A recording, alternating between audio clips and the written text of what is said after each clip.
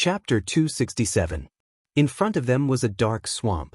They couldn't see how deep or shallow the swamp was.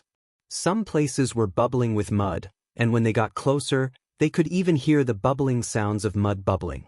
The tall mud pillars were only sprayed out from the deeper parts of the swamp. The mud was very dense and viscous, so it would be very troublesome for the flying vehicle to be sprayed with it.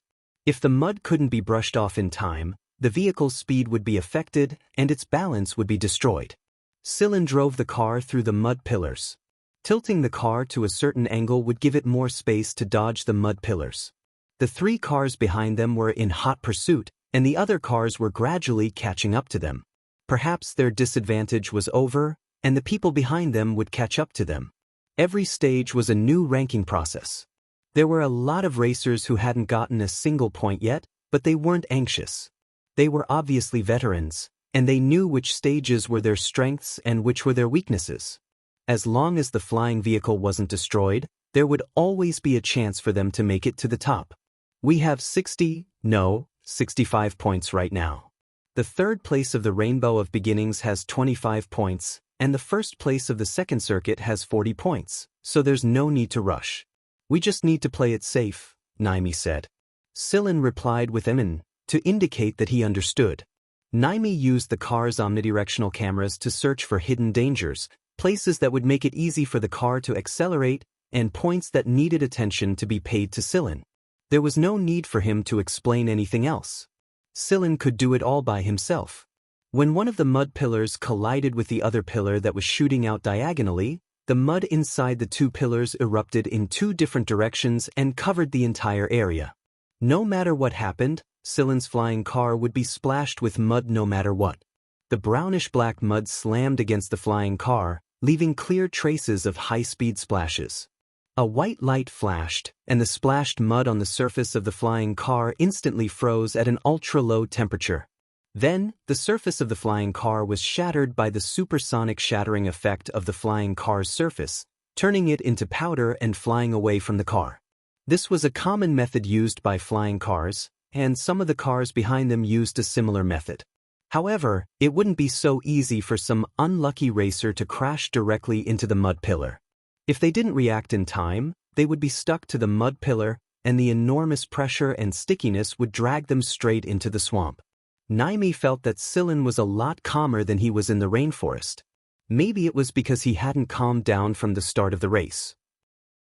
The flying car's dodging skills were very good, and there were many times when Sillin was able to slip through the gaps between 3 mud pillars.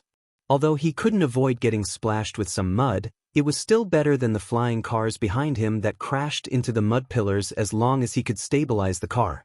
Spearhead's flying car had caught up and overtaken Vegfritter, but Sillin didn't look like he was going to speed up.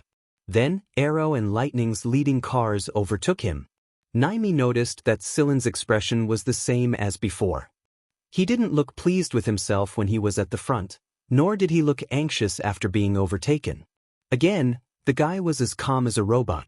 Although Sillin's eyes were staring straight ahead, Naimi felt that there was something else hidden in Sillin's eyes. If Sillin was filled with a long-suppressed emotion back in the rainforest circuit, then it was an unfathomable depth to him right now. It was like flying away from a planet and looking at the endless starry sky. Still, Naimi sat obediently at his seat and checked the layout of the circuit, reminding Sillin when necessary. Sillin didn't give chase immediately after he was overtaken. The leading car would be under a lot more pressure, and there was still some distance to go until the end of the circuit. That was why he maintained his original speed until he reached the back of the swamp. It was enough for him to stay in 4th place.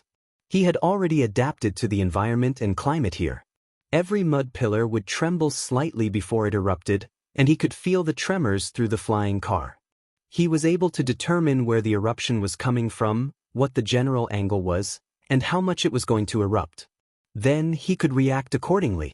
He was like a carbon-based robot. His brain was performing calculations at every moment, and he was able to sense the energy fluctuations much better than Naimi's. It was exactly because he didn't understand how Sillin was able to react so accurately in such a short period of time that Naimi thought Sillin was amazing. It was at this moment the spectators finally realized that the three-seated cars weren't the only ones fighting for the championship. The darkest black horse of this race, the antique Vegfritter, was also involved. The sprinting process was also a process of increasing the distance between the other cars.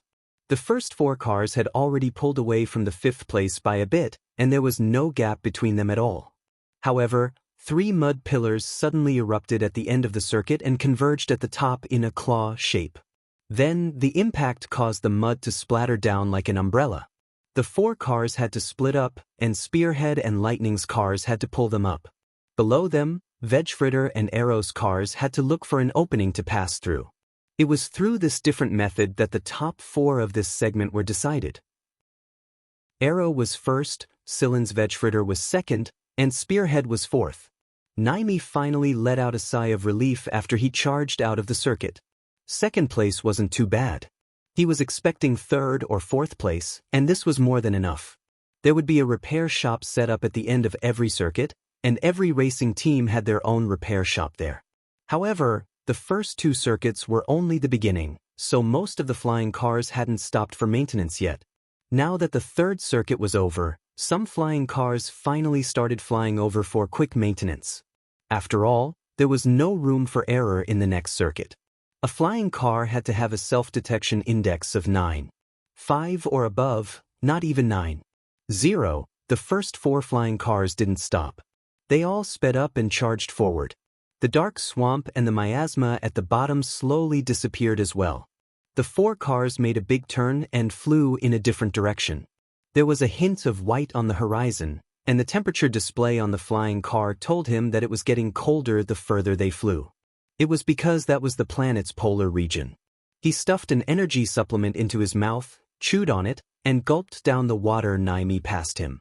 Sillen looked into the distance and estimated that it would be night by the time they reached the polar region. The drivers and navigators took advantage of this time to replenish their energy.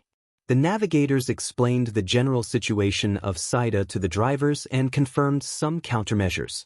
The navigators also had another role, and that was to calm the drivers' emotions. They had to keep them in a stable state no matter how good or bad their results were in the previous circuit.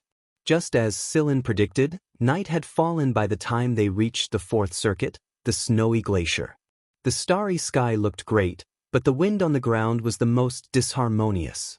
The wind blew the snow that had fallen on the glacier all over the place. It wasn't snowing, but it looked even worse than snow. It was a snowstorm that didn't come from the sky. There were also some tiny pieces of ice mixed in with the wind, and it was very easy for a high-speed flying car to experience the same situation as Tobia and the others last time. Because the surface of the car wasn't protected properly after repeated collisions, the parts would loosen and cause a series of reactions. Tobia and the others were still fine. Because of this, many flying cars would undergo maintenance and reinforcement checks before this circuit to ensure that there would be no undesirable situations in the snowy glaciers. Flying cars couldn't fly too high. There might not be a snowstorm at high altitudes, but there was a much lower temperature than a snowstorm. The air pressure there was different from the air pressure near the ground. Someone had once experimented at that altitude, and a robot had flown a flying car up there. It didn't take long for the entire car to freeze, its energy system crippled, and its thrusters destroyed. This was a special phenomenon at the planet's polar region, so the flying cars wouldn't fly too high during this circuit. Of course, flying at low altitudes wasn't easy either. Because of the glacier, the airflow didn't have a fixed direction, and the wind that was deflected by the glacier could send a flying car flying. Therefore, the safest way was to drive on the ground. Every flying car in the race was a tricycle. No matter how good they were at flying in the air, they could still drive on the ground. The flying cars sprung out of their spiked wheels and sped across the snowy ground. Compared to their flying speed in the previous circuits, they were moving at a snail's pace. Among these flying cars, there was one exception, and that was Vegfritter. The other flying cars sprung out of their wheels to drive on the ground, but Vegfritter had sharp teeth growing out of its sides when it flipped over. Unlike the wrist blades of the rainforest, these sharp teeth allowed it to drive better on the icy ground. It was round in shape, so it looked like a big wheel. The edges turned, but the center didn't. The Sillin didn't want to follow this wheel. At the same time, Vegfritter's sharp teeth weren't the only things around it. There were also a lot of small wheels that balanced the airflow. These wheels weakened the airflow and provided Vegfritter with some mechanical energy to drive through the snow. The icy ground wasn't completely smooth, or they would have been sliding on it already. There were many cone-shaped protrusions on the icy ground, and they would run into them if they were to slide. As the flying cars sped across the icy ground, on the other side of the glacier, on a glacier not far from the cursor's track, 5 blurry figures were outlined by the strong wind and snow. However, when these people shook off the ice and snow, they could not see any of them. All that was left were the shadows left by the strong wind and snow. They were invisible. 30 minutes left. An emotionless voice rang in the air. As soon as he finished speaking, the sound of crushed ice could be heard. However, it was hard to hear in such an environment where the wind was howling. A while later, 20 minutes left. The voice suddenly paused. Whoosh, whoosh, whoosh, whoosh. The special bullets flew through the wind and flew towards the 5 people. Bang! The bullets were stopped by a protective barrier about 10 centimeters away from the 5 people and shattered. 6 people appeared 100 meters away from the 5 people. Sula was one of them. The Gen family? The 5 people on the other side also revealed themselves. Unlike Sula and the others, their equipment wasn't layered with layers of protection. They didn't wear thermal clothing, bulletproof vests, or breathing masks. They only wore a thin layer of clothing and pants, but they didn't feel cold at all. Sillin felt like he was being watched from many sides since the start of the race. Sula and the others were definitely one of them, but who was the other? Sillin thought that he was just a minor character in the Mist Bodhisattva Empire. Even if he knew the sea blue gold formula and was connected to the Gen family, he couldn't be as important as a true noble family descendant like Gen Xingming and the others, could he? Moreover, Gen Xingming and the others were in a group of 4. If someone really wanted to cause trouble for the royal family, they would be the perfect targets. However, Sillin was the one who was in trouble right now. Before this, Sillin had only wanted to use the flying car race to vent his emotions. After all, there were a lot of things that had been bottled up in his heart for a long time. Sometimes, he would think of the people in Vanguard Division 6, and sometimes he would think of that idiot Long, Knight, and C.I. Jincheng when he saw Gen Xingming and the other rich kids. It was a conditioned reflex from his memories. Sometimes, Sillin would wonder, if he really couldn't go back, would he forget those people after a long time? Would he return to his life on planet Brown Earth? There was the wilderness here, and there were new people here. However, there was no sense of belonging. Genya said that he would get used to it, but every time Sillin heard Hui Mao talking in his sleep, he would think that no one could deny a person's memories, not even a cyborg like him. Genya had returned home, so where was his home? Was it this galaxy that still seemed unfamiliar to him? While he was thinking, Sillin suddenly narrowed his eyes and looked in a certain direction. What's wrong? Naimi noticed that something was wrong with Sillin just now and was about to warn him, but he was caught off guard by Sillin's sudden movement. Sillin didn't say anything, but he frowned and looked to the front. No one knew what he was thinking. On the other side of the glacier, Sula and the others were in a bad situation. They thought that they would be able to handle the situation with these people, but things were much more troublesome than they imagined. Communication was cut off, and they couldn't call for backup. 4 of the 6 people they brought were injured, and 2 of them were seriously injured. What do we do? Her companion asked Sula when she saw the charging robot. Sula didn't turn around. Her broken saber was stuck in the ice, so she couldn't pull it out just yet. She quickly calmed her breathing and prepared to fight the robot with her lightsaber. At this moment, a white light flashed, and the robot that was rushing over was sliced in half. Sula looked at the person who had suddenly appeared at the robot's position and let out a sigh of relief. The person had white hair, white eyebrows, and black and white circles around his pupils. He looked like a snowy field at night. Chapter 268. Crack. The last robot was cleaved in half from top to bottom. White Knight withdrew his blade of light. He wasn't wearing a protective suit like Sula and the others, but he didn't seem to feel the cold at all, just like the robots. Sula and her companions performed basic first aid on their wounded teammates. After confirming that their lives were no longer in danger, Sula walked up to White Knight. "Why are you here?" White Knight shot her a glance before kicking the chopped robots to a corner. He said expressionlessly, "Teacher Guan." Sula looked surprised for a moment before understanding dawned on her. As expected, she couldn't hide anything from Guan Feng. "Thanks. You're the only one?" Sula had just asked this question when she saw a snowy white wolf over 150 centimeters tall running toward her. It didn't look disheveled even though it was running in the middle of a snowy field. Instead, it exuded a kind of murderous elegance. When one looked into its eyes, they would discover that it was a proud wolf. It was as if it was giving you a lot of face just by looking you in the eye. "Ruble, who's with you?" Sula was truly shocked when she saw the snow wolf. She had no idea how these people were alerted. What on earth was Guan Feng thinking? What on earth happened? "Why are you?"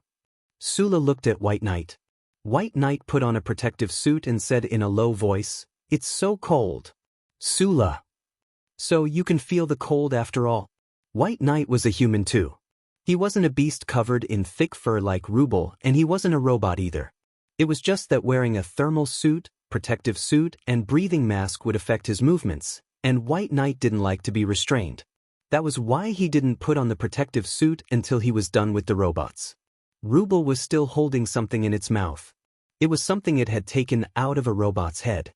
It ran to White Knight and spat it out, saying, "So hard, much harder than before." The robots Sula and her team had encountered were only a small part of them. There were other robots left behind in the glacier zone, so White Knight and Ruble split up to chase after them. Sula shot a glance at Rubu the snow wolf who was crouching next to her. That bastard was opening his mouth wide and pulling at the badly deformed skin that he had bitten off from the robot with his claws. Sula asked White Knight again, "How many of you are here?" Bai Yi did not reply. He walked over to the snow wolf that was picking its teeth with its paw and patted its head. "Let's go." The people around Sula were very angry at White Knight's attitude. Although White Knight had helped them just now, he was still a very irritating person. He was about to step forward and say something when Sula stopped him. Sula shook her head and motioned for him not to do so. She knew White Knight's way of doing things. "Let's leave for now. The situation has changed. Let's contact our superiors and see if there are any new instructions. Alright, let's collect the remains of those robots as well. They might be useful," Sula said. When Silin drove the flying car past the glacier, he noticed that there was no one there anymore. Both White Knight and Sula had already left, and the place where the battle had taken place was buried in snow. At first glance, there was no trace of the battle, but there was a very long crack on an iceberg next to it. It was a testament to the battle that had taken place here. "Naimi, you drive," Silin said. "Ah." Naimi was caught off guard for a moment before he reacted, "Why?" "I'm tired." "Oh, but my abilities are limited. I'll probably be overtaken." Naimi knew his limits. Right now, Vegfritter was temporarily in first place, but the flying car behind it was still hot on its tail. "It's fine. Let Vegfritter help you." After that, Silin made a few settings on the control panel. Then, Silin and Naimi's seats changed. Naimi accepted the controls nervously while Vegfritter cooperated with him. After Silin left the driver's seat, he started working on the navigator's analysis panel. His fingers moved swiftly as he typed in a series of characters. At the same time, many small screens popped up on the analysis panel. Every small screen displayed a different thing. Some showed wave frequency analysis, some showed image analysis, and so many lines of data that Naimi's eyes were dazzled. After a quick glance, Naimi turned his attention away from Silin and focused on driving. Silin had deduced a lot of things through the analysis device installed on Vegfritter. He knew that the robots had appeared here, and he had located the place where they appeared. He had taken video clips from the media and the Sizer family's surveillance cameras and processed them, and he saw the crack on the iceberg. Other than that, Silin had also located the place where the snow wolves had chased after the robots. So Sula and the others had come here to deal with Black Viper's robots? There were a lot of details that Sillin didn't understand, but there was one thing that Sillin was clear about. He had sensed the robots at the rainforest earlier, and they had appeared again during this circuit. That meant that they would definitely appear in the rest of the circuits as well. He didn't know if Sula and the others could stop the robots though. While Sillin was analyzing, Naimi had already started sprinting. The circuit was almost over. It was nightfall when they arrived at the glacier circuit.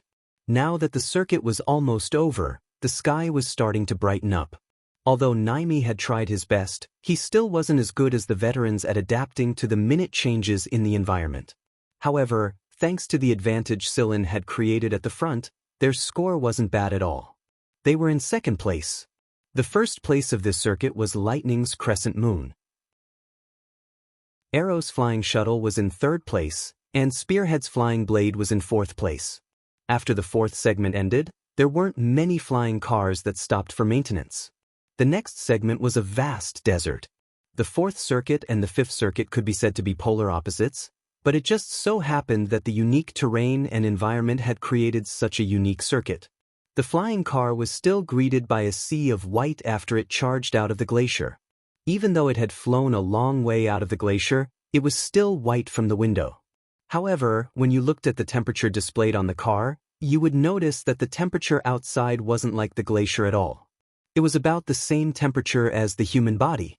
The white was all sand. White sand. The white sand zone was a transition zone between the glacier and the desert. White sand was everywhere in this zone, but the temperature wasn't as high as the center of the desert. It could be said that the temperature here was comfortable, and the air humidity wasn't too low either. "Do you want to switch, Sillin?" Naimi asked. To be honest, although he had made a small mistake during the sprint and didn't get first place, Naimi's interest had been piqued. He really didn't want to switch at the moment. Being a racer was much more exciting than being a navigator. "No need. Continue." Sillin's words delighted Naimi. "Don't worry, I'll do my best." As they continued to fly, the white sand gradually turned into yellow sand. The temperature outside also rose sharply. It wasn't too bad inside the flying car since it had a thermostat, but it wouldn't take long before they turned into dried corpses. He couldn't help but sigh at the tenacity of the natural world.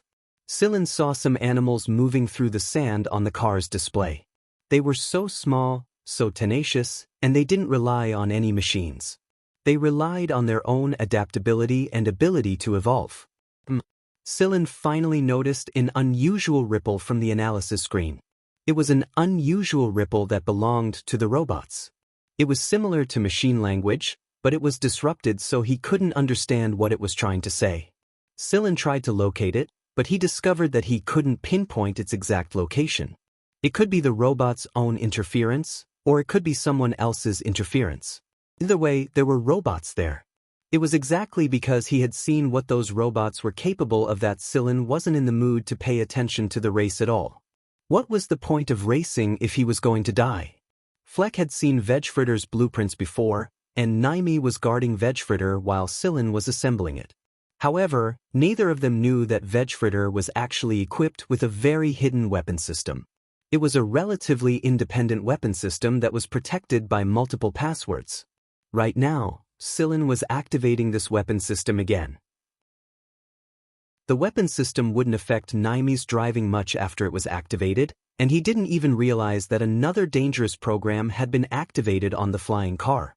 Since Fleeka's materials were limited, and the production cost was also limited, the weapon system on Vegfritter couldn't really do anything to the robots.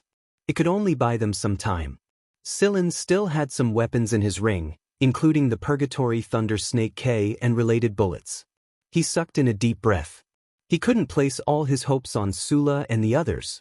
Sillin had to plan a way out for himself. Naimi was a member of the Sizer family, and he was getting better and better at driving after the initial awkwardness. He might not be as good as Sillin, but he wasn't far from it.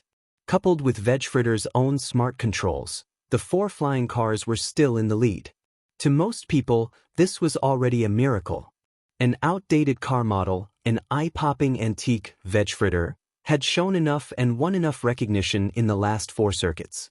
Of course, only those who knew the ropes would know that not everyone could drive a Vegfritter to this level. While Sillin was getting ready to deal with the robots, the abnormal fluctuations on one of the analysis screens suddenly stopped. It was as if the robots didn't exist at all. Sillin stared at the screen for 2 seconds. Then he swiftly tapped on the other screens to analyze the abnormal fluctuations. In the end, he performed multiple comparisons between the analysis results on the screens, and the result he got was that the robots in the area he had circled earlier were really gone. There were some tiny mechanical fluctuations in other parts of the desert, but they were all far away from the core. Or rather, something must have happened to the robots in the area Sillin circled on the screen. They were either killed by Sula and the others or someone else. The rest of the robots had fled into the distance. Who could it be? As he got closer and closer to the coordinates Sillin had circled, Sillin paid more and more attention to the changes in this area. He stared closely at the screens in front of him. If a mechanical fluctuation appeared on these screens, Sillin would have to respond immediately even if he had to forfeit the race. The good news was that he didn't detect any mechanical fluctuations here. Instead, there were signs of organic life. It wasn't a native species of the desert, but an alien species. However, because the other party had a jamming device, Sillin couldn't confirm who or what the other party was. That being said, Sillin wasn't as nervous as he was before. The other party had probably killed the robots. If it wasn't Sula and the others, then it was someone else. At the very least, it couldn't be an enemy force. The desert was filled with flying sand, and it was impossible to see what was going on outside through normal vision. However, Sillin could still see a round object not far away from the track through the sandstorm. It was about 2 meters in diameter. The sandstorm had almost buried it completely, but the parts that were exposed were gradually showing scales. After the flying car had flown away, Sillin also vaguely saw the round ball shake off the sand after they had flown away and roll towards a certain direction. It was at a sandstone area in the desert. The tall sandstone blocked the vicious light barrier, and the temperature in the shadow was much lower. Moreover, there was no violent sandstorm here. There was a person lying in a narrow crevice. The person was wearing a sun hat, and the brim of the hat was pulled down low to block the small amount of sand that was rolling towards them. His clothes were tattered. It was hard to tell if they were from a fight or torn by himself, but it was probably both. The person was using his arms as a pillow, his legs crossed and swaying leisurely. The half-rolled-up pants on his thighs swayed with his movements like rags. He looked very relaxed. Not far away from the sandstone, the sand pushed by the wind had buried something. However, it wasn't completely submerged yet. An object at a small corner reflected the light and shone with a metallic luster. If one listened closely, they could even hear the tiny buzzing of electricity underneath the sand. However, the buzzing grew weaker and weaker until it completely stopped. Glug glug glug. A spiky ball rolled over. It was the round ball that Sillin had seen before. The ball got stuck when it rolled into the crevice. Then, it rolled back a bit and charged into the crevice again, only to get stuck again. After a few tries, it finally gave up. If it tried to force its way in like this, it would probably topple over all the sandstones in this area. The spiky ball finally stretched out and revealed its full appearance. It was an armadillo lizard nearly 5 meters long. After stretching its whole body, the armadillo lizard shook off the sand and stones on its body and swaggered into the crevice. It wasn't stuck now. Fong Fong, everything went well. We can start by hand now. The armadillo lizard said to the person sleeping inside. The person called Fong Fong let out a long sigh, as if he was regretting that his leisure time was over. He raised his finger to push the brim of his hat up, revealing a pair of small, narrow eyes under the hat. He glanced at the armadillo lizard that had crawled in, then yawned, stood up slowly, and stretched again. Let's go. Hand by hand. The man and the lizard walked out of the stone area and into the sandstorm. It didn't take long for them to arrive at a small sand dune that wasn't too high. The man raised his hand and patted a part of the sand dune, shouting, "Open the door, we're back." The sandstorm outside is so strong. The patting didn't sound like the patting of a sand dune. As the man patted the sand dune, the layer of sand outside was blown away by the wind, revealing a shell that looked no different from yellow sand. It was the shell of a spaceplane. However, the camouflage, color, material, and sand covered the surface of the spaceplane made it look like a small sand dune. The man shouted and patted for a long time before the spaceplane's hatch finally opened. The man and the lizard entered the spaceplane, and the hatch quickly closed behind them. Inside the spaceplane's cockpit, a little girl who looked to be about 7 or 8 years old was playing a game. She didn't react to the man and the lizard's entrance at all. Her eyes were fixed on the game screen, and her hands were moving nonstop. It was a driving game, a flying car game developed by the Sizer company not long ago. When the armadillo lizard was about to lie down and rest, the little girl finally spoke up. "Armadillo, you brought in a lot of pollutants again. You'll be responsible for cleaning the spaceplane next time." The armadillo lizard armadillo's crouching motion froze, and then the huge scales on its body that looked like armor almost exploded. "Why? I was the one who cleaned up the spaceplane last time. It's your fault that you didn't shake off the sand when you came in." The little girl's eyes were still fixed on the screen, but her words were directed at the armadillo lizard armadillo. Armadillo rolled his eyes, then raised his tail and pointed at the person lying weakly on the chair. He said to the little girl, "Nikki, I want to report that guy Fong Fong was slacking off today, and I did almost all the work. Look, a piece of scale on my tail was shaved off, and my tail was almost cut off." The person who was lying on the chair sprang up and pointed at his ragged clothes and trousers that were already in the shape of tassels.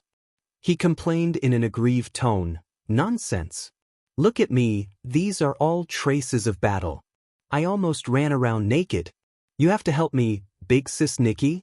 You have to give me a raise this time."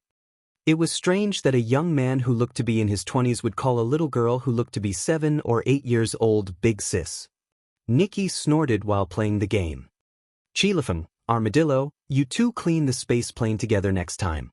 "You're wrong. I'm serious. I'm really working hard. Look at my sincere eyes if you don't believe me." Chilafeng moved closer to Nikki and pointed at his own eyes. The little girl finally put down the game in front of her and turned to look at Chila. She tried hard to find the sincerity in his eyes, which were as thin as a thread even when his eyes were open. Then, she came to a conclusion. "Your eye ulcers are particularly prominent today." Chilafeng didn't feel awkward when he heard this. Instead, he raised a finger and touched the inner corner of his eye. "That's right. I've worked so hard on this hot day that my eyes are dry and tired." They might even get inflamed, or maybe they're already inflamed. "It's not easy for me. I need a raise, and a holiday too. It'd be best if I could get a reimbursement for my travel expenses." Armadillo, who was resting on his stomach, twitched his tail and buried his head in silence. After a moment of silence, Chilafeng suddenly stared at Nikki's pointy ears and said, "Hey, big sis Nikki, you're already 35? You were 34 just a while ago. How come you're 35 now?" Nikki's ears were sharper than most people's, and there was a ring of teeth around her ears. The number of teeth represented her actual age. Chilafeng's exclamation was followed by a thump inside the spaceplane, followed by Chilafeng's scream. The desert circuit went relatively smoothly, and Silin's team was still in the top 4. Naimi was incredibly excited, and his nervousness was nowhere near as intense as before. He had picked up his speed as well, but he was still defeated by a centimeter despite being in a good condition. The third place was Arrow's flying car, the second place was Lightning's crescent moon, and the first place was Spearhead's flying blade. 5 out of 7 stages of the race had passed, and the final score of the top 4 was as follows: Arrow's flying shuttle 150 points, Lightning's crescent moon 145 points, Silin's vegfritter 145 points, and Spearhead's flying blade 140 points. There wasn't much of a difference between the 4 cars, and anyone could have won the race. There were still 2 more circuits to go, and no one could tell what would happen next. Naimi looked a little depressed after exiting the 5th circuit. Moreover, he had maintained a high level of nervousness and concentration, so he was severely dehydrated and exhausted after the race. Right now, Naimi admired Silin more than just a little. After all, he had only flown 1 circuit, and Silin had flown 4. If a racer had to maintain this level of concentration in every circuit, then the racer was truly a capable person. In fact, Naimi suspected that the reason why there was a driver and a navigator was partly due to the fact that not everyone could drive from start to finish. This was a long-distance race, and those who didn't have the ability or tenacity to participate in it would only suffer even if they did. Naimi had participated in long-distance races before, but his competitiveness was limited, and the difficulties he encountered weren't too big. That was why he was able to persevere. But now that he was participating in the winds of freedom, he could only sigh. He needed more experience. In the past, Naimi and a bunch of noble children would drive their flying cars from one circuit to the next on the safe road. At the time, he thought that it was so easy. Isn't it just driving a flying car? Isn't it just a long-distance race? Bullshit. Naimi insisted on stopping his flying car at the repair point. After that, he sighed emotionally at Sillin and told him his thoughts. It's fine, Sillin. You do it. I'm not good enough yet. Sillin thinks for a moment. All right, I'll take over from here. Sillin and the others weren't the only ones who went to the repair point for repairs. Almost every flying car that had completed the 5th circuit had to go to the repair point for repairs. The 6th circuit was an underwater circuit, and it would be suicide to fly into the sea if something happened to a flying car. The rescue team wouldn't be able to arrive in time every time, so it was better to be safe than sorry. The repair point was where Spearhead's motorcade was. Since the top 4 cars were leading the pack, the other cars were still lagging behind a little. Tobia and the others hadn't arrived yet when the flying car arrived at the repair point. The person in charge of Spearhead's repair point was busy ordering people to perform an emergency repair on their flying car. Inside the car, Dagny, the current captain of Spearhead, was chatting with his navigator teammate. Something's wrong with that veg fritter. It's still fast, but it doesn't give me the same thrilling feeling, the navigator said. Dagny nodded in agreement. Indeed, it's like it's a completely different person. Suddenly, both of them recalled that the navigator of that flying car was Naimi of the Sizer family. Naimi was young, but he had participated in many flying car races. He might not have participated in a big race like the Winds of Freedom, but at the very least he had the experience. Piloting a flying car wasn't a problem at all. So you're saying that the young master of the Sizer family, Naimi, is that it? It should be him. But Danny, do you think the driver will change back to the kid who drove before in the next 2 most crucial stages? It's possible. No, it's very possible. He'll definitely switch back if he's not injured again. We need to work harder. That guy's just too crazy. Similar conversations were taking place in Arrow and Lightning's cars. Everyone was thinking about the switch at the same time. The last 2 circuits were the decisive sprint of the race. Let's go! The 4 flying cars arrived at the repair point at about the same time, and the maintenance time was almost the same. The only difference was that Naimi's car was a little behind the others, so he was a little behind when he was done with the repairs. But it was just a little. When the 4 flying cars left, there were still more flying cars that arrived one after another. This was the gap between the 4 of them. The cursor that drew the flight path extended diagonally from the cliff to the side and then disappeared into the sea. The 4 flying cars had already adjusted the parameters and relevant settings before entering the sea, so that the flying cars could move better in the sea. Veg Fritter's scale-shaped propulsion system was also activated. However, it was in underwater mode right now, and its propeller had been switched to a different gear to greatly reduce the water's resistance. The most troublesome part of the journey was running into those big guys. Although they had cleaned up the area before the race, there was no telling if those big guys would come after them. Moreover, the flying cars weren't flying in the deep sea, so the chances of them running into those big guys weren't very high. Speaking of which, they had run into similar situations in the past. If they ran into those big guys in the sea, they couldn't fight them head-on. The only way to avoid them was to waste some time, and even if that time was very short, 1 second was more than enough for the flying car in front of them to leave them in the dust. The sea was beautiful. There weren't many industrial facilities on this planet, and there wasn't much man-made pollution. Coral reefs were everywhere, And all kinds of strange little fish and underwater animals looked very lively. The sea wasn't quiet at all. In fact, it was quite lively. Sillin didn't forget to look at the scenery in the sea while he was driving. For him, this kind of scenery always stirred up an uncontrollable emotion.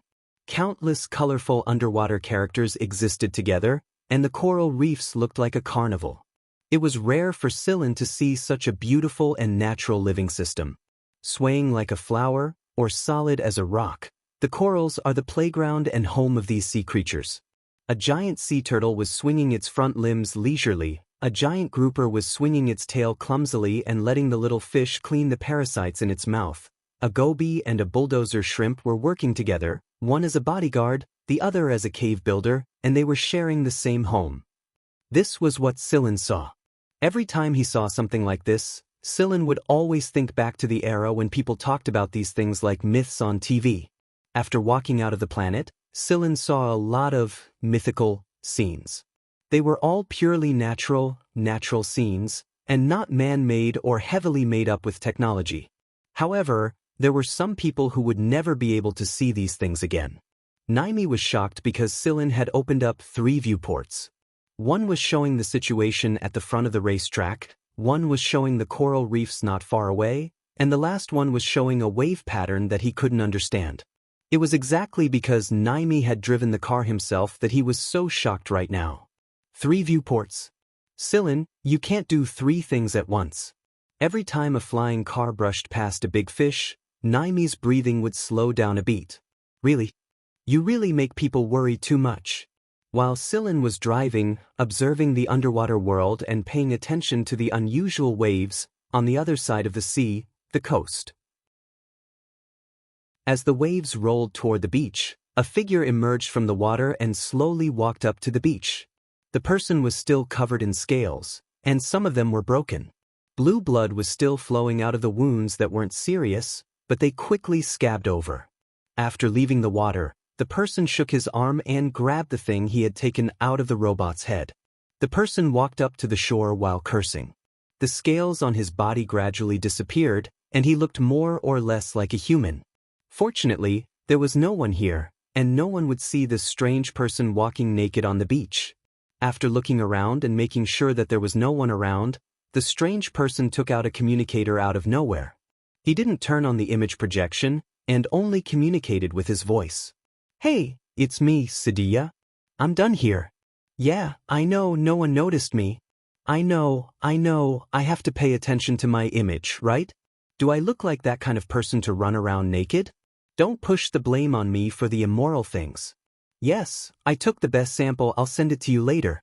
Sigh, it's nothing much, just a few cuts, deep to the bone, and a lot of blood.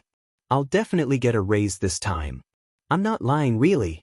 Didn't you notice that Hagrid is unusually blue today?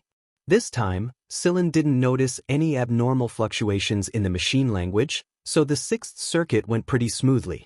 If you ignored the giant octopus they encountered in the middle of the circuit, and the giant school of fish that appeared out of nowhere during the second half of the circuit, which was most likely a group of sharks that had teased them together, then everything went pretty smoothly.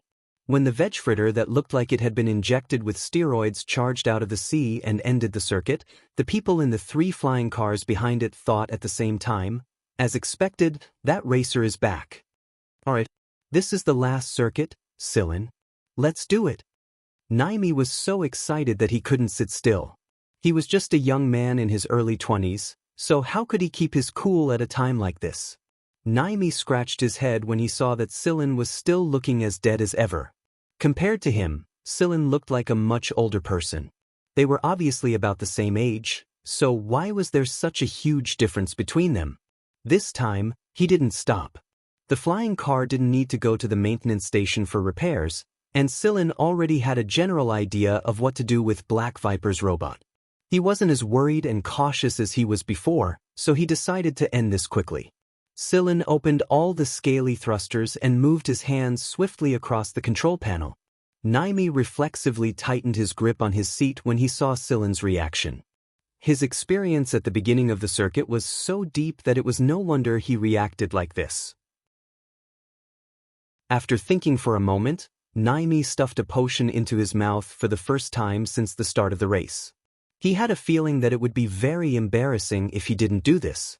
The reality was more or less the same as Naimi thought.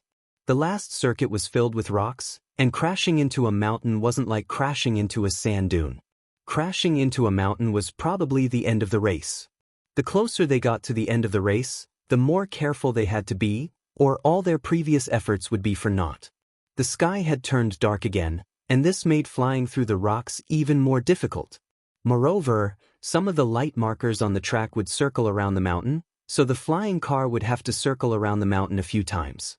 If it wasn't handled properly, the best-case scenario would be crashing into a protruding part of the mountain, and the worst-case scenario would be crashing into the mountain and destroying both the driver and the car. The closer they got to the mountain, the shorter the flight path, and the greater the risk they had to bear. It was a technical job. That was why Naimi's heart almost jumped out of his throat every time he saw the flying car almost brush past the protruding mountain. Not only that, it kept happening again and again. Naimi checked the data again and discovered that the flying car was less than 5 millimeters away from the protruding mountain. There were plenty of people who could achieve this under normal circumstances, but this was a race. Moreover, Silin's driving speed was as fast as he had been at the beginning of the circuit. Naimi felt like he was about to faint. He also felt nauseous. Was this the legendary car sickness? The Sizer family would definitely laugh their heads off if they found out about this. A member of the Sizer family actually got carsick? Bullshit, right? Naimi wasn't the only one who thought it was ridiculous. The other flying cars behind him were also in disbelief. Who would have thought that someone would be bold enough to fly through the last circuit at such a speed? Was he trying to sprint, or was he trying to die? Every time Silin flew the flying car over a mountain, the people who stayed at the finishing point would celebrate once. Although it was already nighttime, the image on the giant screen had been processed. Every flying car was marked with an eye-catching fluorescent label, so everyone could see the silver fluorescent light that flashed by was the veg fritter. Zhen Xingming was yelling, "Charge harder," and "faster," at the top of his lungs. He didn't care if Silin could hear him or not. The people around Zhen Xingming didn't care how many times Zhen Xingming yelled, "That's my bro," either. It was like a night of revelry. Brielle stared at the giant screen at the center of the circuit for a long time before letting out a low chuckle and shaking his head.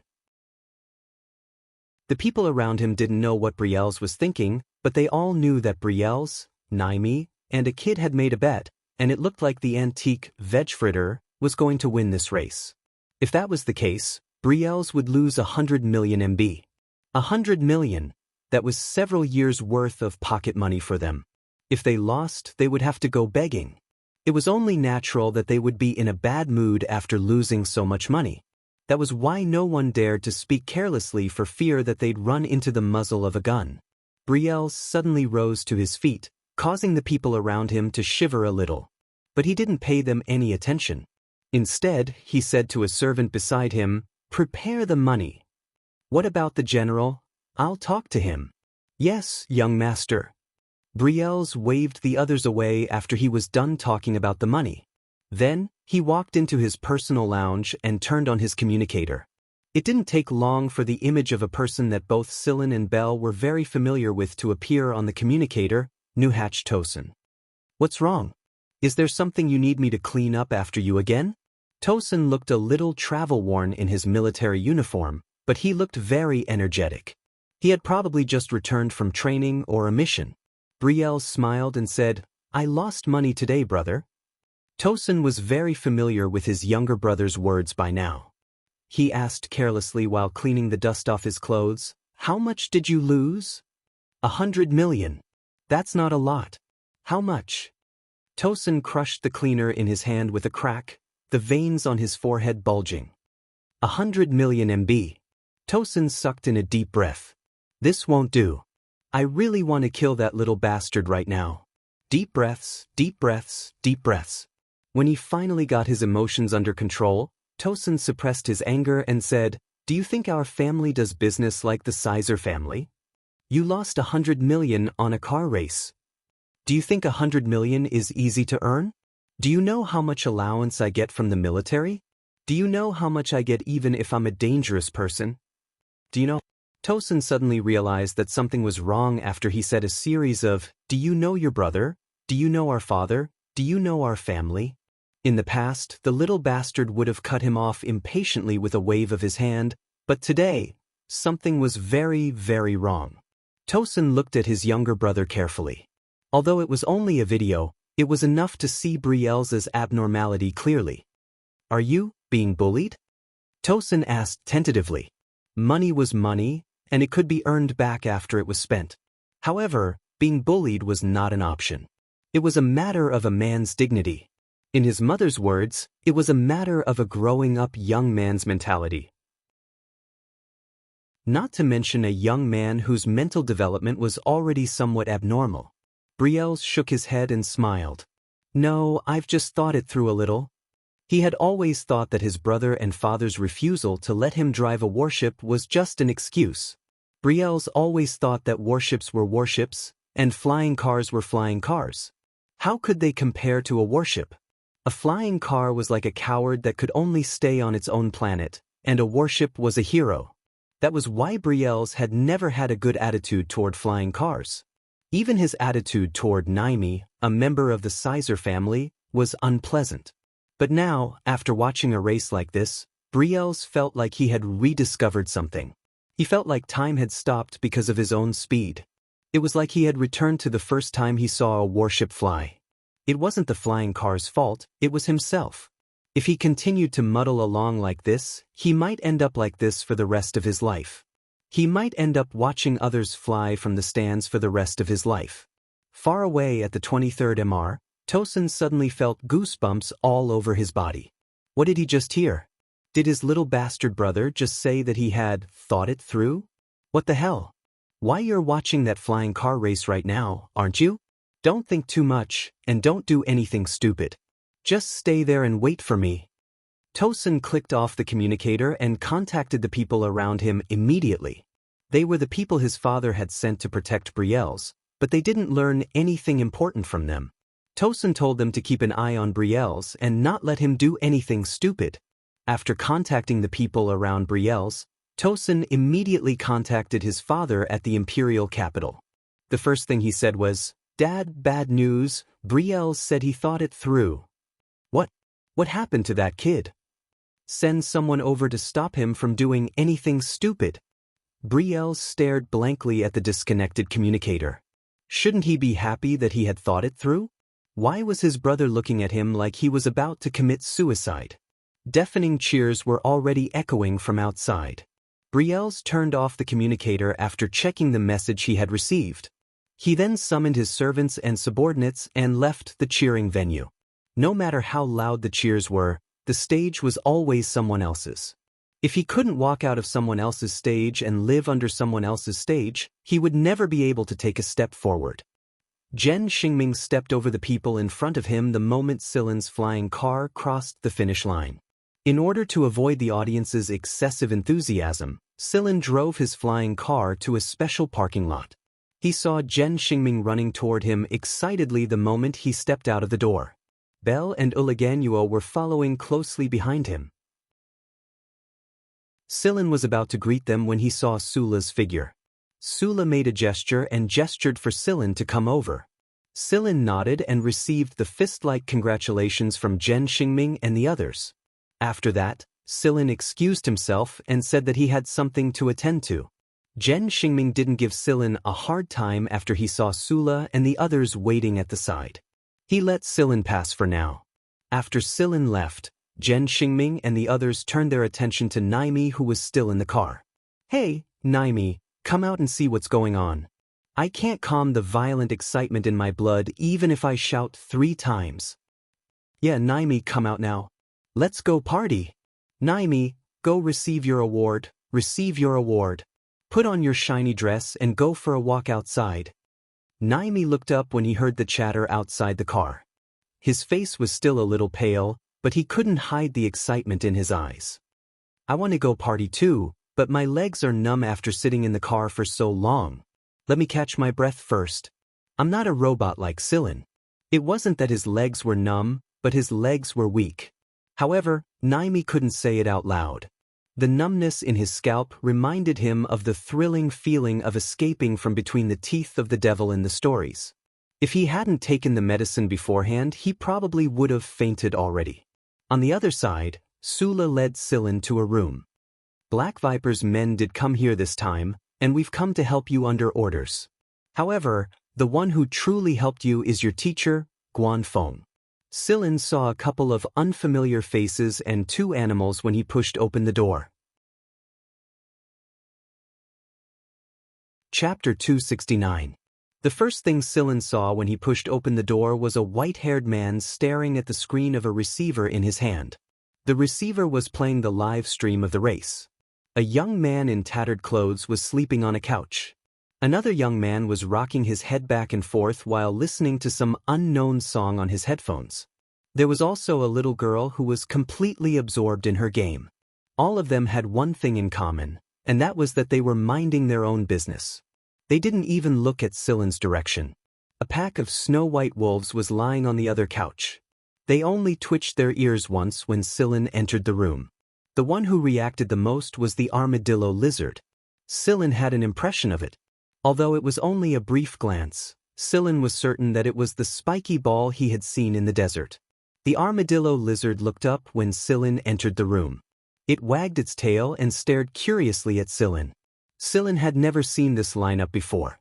Although he knew that they were from the affiliated schools, these people were very different from the ones he had seen in the past. Compared to the people Bell had brought to the bar with Dusk, the Soul Sentinel, they were much more imposing. However, in terms of threat level, they were definitely not as threatening as these people. Sula walked out of the room after bringing Silin into the room. It wasn't suitable for her to stay here because they were on different sides. If she stayed here, White Knight and the others wouldn't say a word.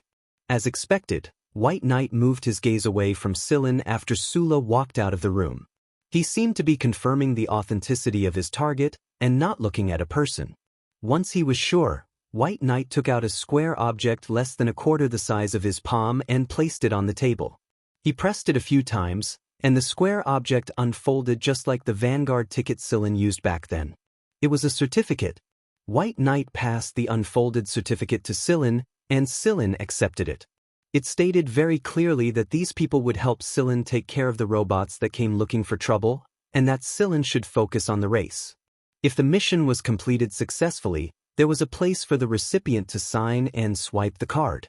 While Silin was reading the proof, Shilong, who was sleeping on a chair, suddenly stood up and said, "You'd better add a comment to this. Just say that we're not afraid of death, we're extraordinary, we've accomplished our mission beautifully, and we deserve a pay raise." Sadia had stopped listening to the music and moved closer to Qin Lai. Yes, you must state that we deserve a reward." Sadia had stopped listening to music and moved closer to Qin Lai. "Yes, we deserve a reward. You couldn't use any other pen on the certificate. You could only use your finger. There was a sensor in the certificate. You could just move your finger and sign it. If you wanted to leave a message, you could also write it with your finger." After signing his name, Silin wrote, "Worthy of reward," in the evaluation column. Qi Lifeng and Sadia were so happy they couldn't close their mouths. After he was done, Silin took out his affiliated school student ID and waved it at the card swipe area. A beep later, the ID came into effect. "It's done." Qilong took the certificate and shrank it back into its small form. He carefully put it away like a precious treasure. This was an important proof that he deserved a raise. "Since we're done here, it's time for us to go back. We'll talk again next time." Sadia patted Silin's shoulder before moving closer to Qi Lifeng and whispering something. Either way, the two of them were grinning like scoundrels. They were probably discussing how to spend the money after the race. White Knight also rose to his feet. Before he left, he said to Silin, "Teacher Guan wants you to meet him at his house after you're done here." "All right. Thank you." "No need." Without another word, White Knight, Qi Lifeng, and the others left with the two animals. They completely ignored Sula and the others who were standing outside. After White Knight and the others were gone, Silin asked Sula, "Are they the ones who stayed behind?" Most of the students in the affiliated schools would join different factions while they were still in school.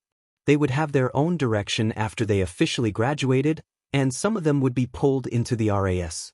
Even the RAS's affiliated schools didn't completely belong to the RAS. Other than these people, there were also very few people who chose to stay behind instead of joining other factions. They had a fixed salary from the affiliated schools, and they had many ways to earn extra income. This incident was one of them. Sula nodded. It is them. I didn't think that Teacher Guan would send them here. It looks like the situation is much more serious than we thought. Sula had a lot of questions about this matter that she couldn't get answers to even now. She couldn't get answers from the robots, and she couldn't get answers from White Knight and the others either. Not all the people who stayed behind were tight-lipped, but White Knight and the others were notoriously difficult to deal with. Even though they had graduated a few years ago, the instructors still couldn't help but curse them when they were mentioned. It was a love-hate relationship. Sula introduced White Knight and the others to Silin, and told him that Zhen Liao had sent them here. At first, they only received a small amount of information and weren't sure. That was why they were sent here just in case. Now it seemed that there were a lot of things that even Zhen Liao didn't know. Those robots seemed to have been upgraded again. The core protection of their brains was harder, and the robots were more cunning. They had all evaded the RAS's newest defense net and detectors, but the RAS was still one step too slow. Even now, Sula couldn't confirm how many robots were left on this planet. Judging from the robots' abilities, they definitely had a chance to take Silin away if their target was Silin. But why didn't they do anything? Why did they give her and White Knight more time to intervene? It was fine if she couldn't figure it out. After all, Sula was just an executor herself. She should leave the brainstorming to her superiors. Zhen Xingming was already urging Silin to go over. The award ceremony was about to begin, and Silin had to go. Please take care of things here as soon as possible. We will escort you and Her Highness back, Sula said. All right. The venue for the award ceremony was at the finishing line. It had already been set up and was brightly lit. Even though it was nighttime, the surroundings were as bright as day. When Silin arrived at the award venue, Zhen Xingming hurriedly dragged him over. The first-place team would be photographed together with their flying car, and they would also have to give a speech. Silin pushed the job of giving a speech to Naimi. That guy was a talkative person anyway. This was a night of epical significance. From this night onward, Vegfritter was no longer the tragic character it used to be.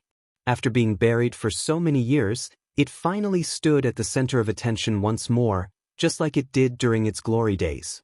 The audience in the main area were all cheering, but no one noticed that among the cheering audience, there was a burly man who was waving his arms and shouting with the people around him. His eyes flashed with light, just like the reflected light from the spotlights. At another part of the planet, a robot exited stealth mode and walked into an empty maintenance room. Things are over here. They've started moving as well. We don't need to expose ourselves any longer. We'll leave after they leave. All right. Both Silin and Naimi received a huge sum of money after winning the race. Coupled with the money Brielle sent over after he lost the bet, Silin was basically a millionaire overnight. The second place of the race was Spearhead's wind-carrying car. The car behind it was a pretty good one, and it seized the opportunity to take second place after Arrow's shuttle-shaped car made a small mistake. Arrow's and Lightning's cars crossed the finish line almost at the same time, but it was only almost. Arrow's car made a small mistake at the end and lost the first 2 places, but it was still slightly ahead and won third place. Tobia and Chiu Su didn't get into the top 10. This was only their first race, and it was a practice race. Their main goal was to familiarize themselves with the winds of freedom. Maybe they would be able to get a better ranking in the next race. What are you looking at?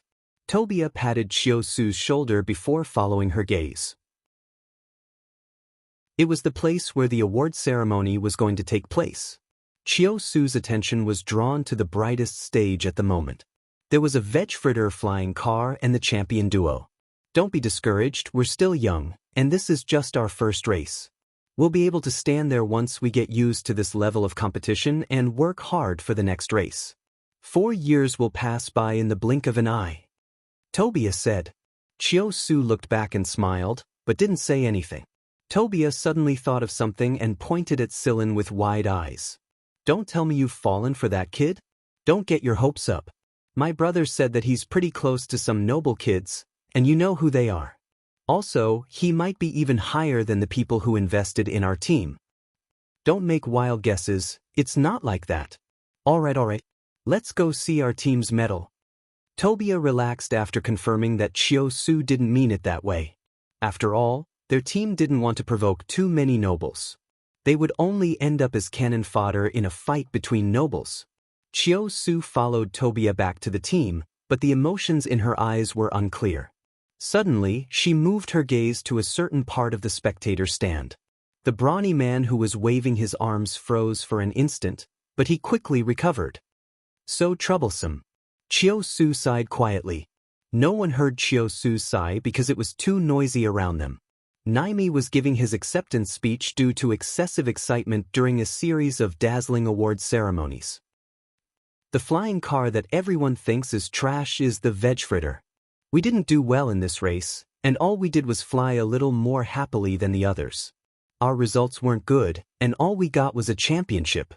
Some of the people on the stands behind him wanted to slap him with their shoes when he said that.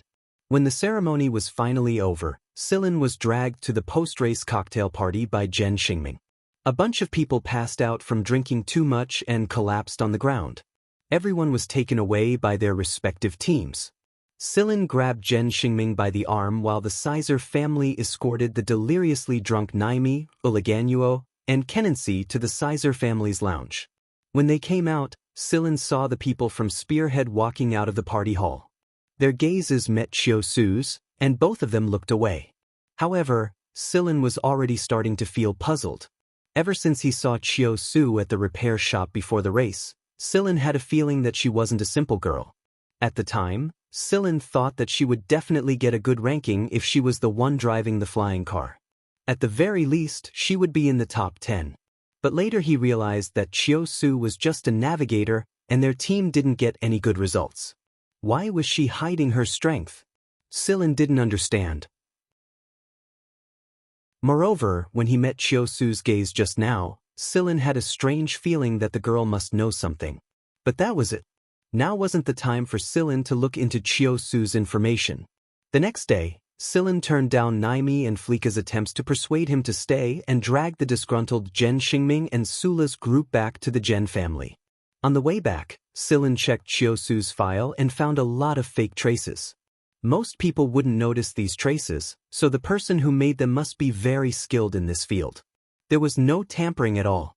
Every piece of information could be proven in various ways, but when Sillin analyzed it logically and probabilistically, he discovered something strange. One strange point could be said to be a coincidence, but several strange points couldn't be right.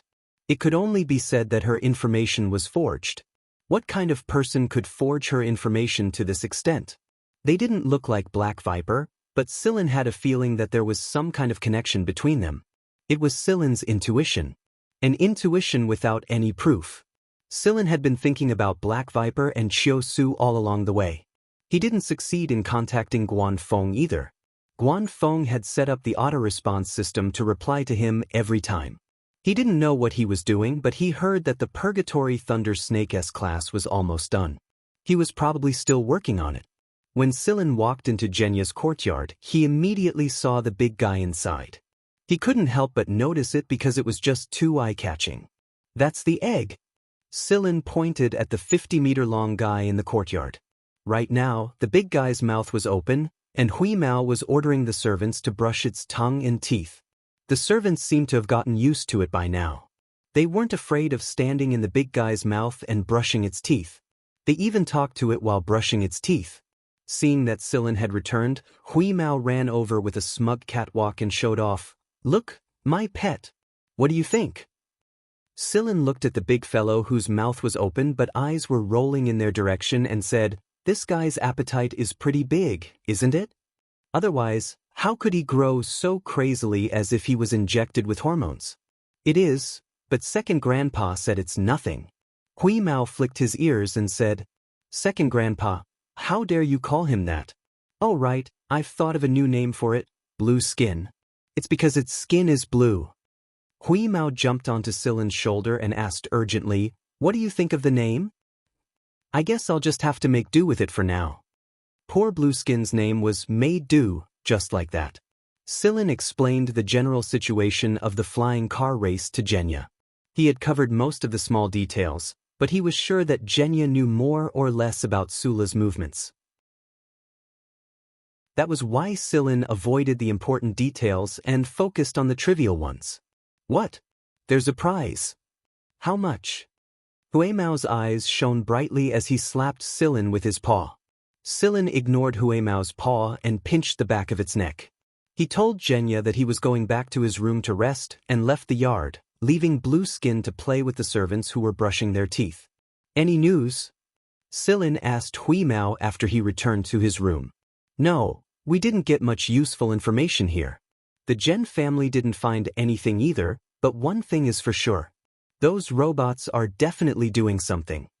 Silin fell silent for a moment. "Come with me to meet Teacher Guan tomorrow." "For what?" Hui Mao wasn't very willing. "I have business with him." "Don't go if you don't want to." "Then let's go. We've stayed here long enough. It's time to go for a walk." In reality, Hui Mao was only concerned about the money in Silin's pocket. He could also buy some fish biscuits on the way. "All right, let's go to AF1 tomorrow. I'll go make some arrangements first." He still had to tell the servants to feed the pets on time. Genya didn't say anything about Silin leaving as soon as he came back. There was still work to be done at the affiliated school, and Silin couldn't stay here forever. Blueskin was very reluctant to part with Hui Mao, but Hui Mao became much more obedient after giving it a few paws. "Be a good boy and stay at home. We'll bring you some food when we come back," said Silin. "Blueskin, meow, Silin." Slapping Blueskin's head, Silin said, "You're a sea beast, not a cat." Silin brought the gray cat with him to AF1. The Gen family was there to escort him there. As for Gen Xingming and the others, they were still skipping classes. They wouldn't go to the affiliated school to listen to the teachers even if they were bored. It hadn't been long since he left AF1, but Silin's feelings were noticeably different after he returned. Maybe it was because he had vented some of his frustrations, or maybe it was because he felt a lot more relaxed after experiencing the extreme speed of the flying car race. Most people who came to AF1 for the first time would think that the pace of life here was fast and busy. But Silin didn't feel nervous at all. He didn't feel nervous at all. He was a lot more nervous than he was during a race. He drove the flying car to Guanfeng's house at the school's speed limit and parked in the yard. Silin felt that something was wrong the moment he entered the yard. It was the same scenery as before, but there wasn't any sign of human presence. Was Guanfeng still at the research lab? Didn't White Knight tell him to look for him at Guanfeng's house? The door opened on its own after Silin swiped his student ID, and Silin walked inside. The house was empty, and the fish in the fish tank were still swimming happily. However, the whole house gave Silin a very strange feeling. Chapter 270. Guanfeng liked to cook his own food, so there were a couple of kitchens in his house. But judging from the state of the kitchens, all the machines had stopped working. The housework robot stood quietly in a corner and didn't react to Silin's arrival at all. Not even its indicator light flashed. He turned on one of the baking machines and found a half-baked Guan family special biscuit inside. The furnishings in the other places were all fine, just as he remembered. There was no mess, no traces of fighting. Silin went upstairs to take a look. Guanfeng's bedroom, study and so on were all tightly shut, and there was a password set in place that prevented anyone from opening them. There were no signs of someone breaking in either. It was almost as if Guanfeng had vanished into thin air.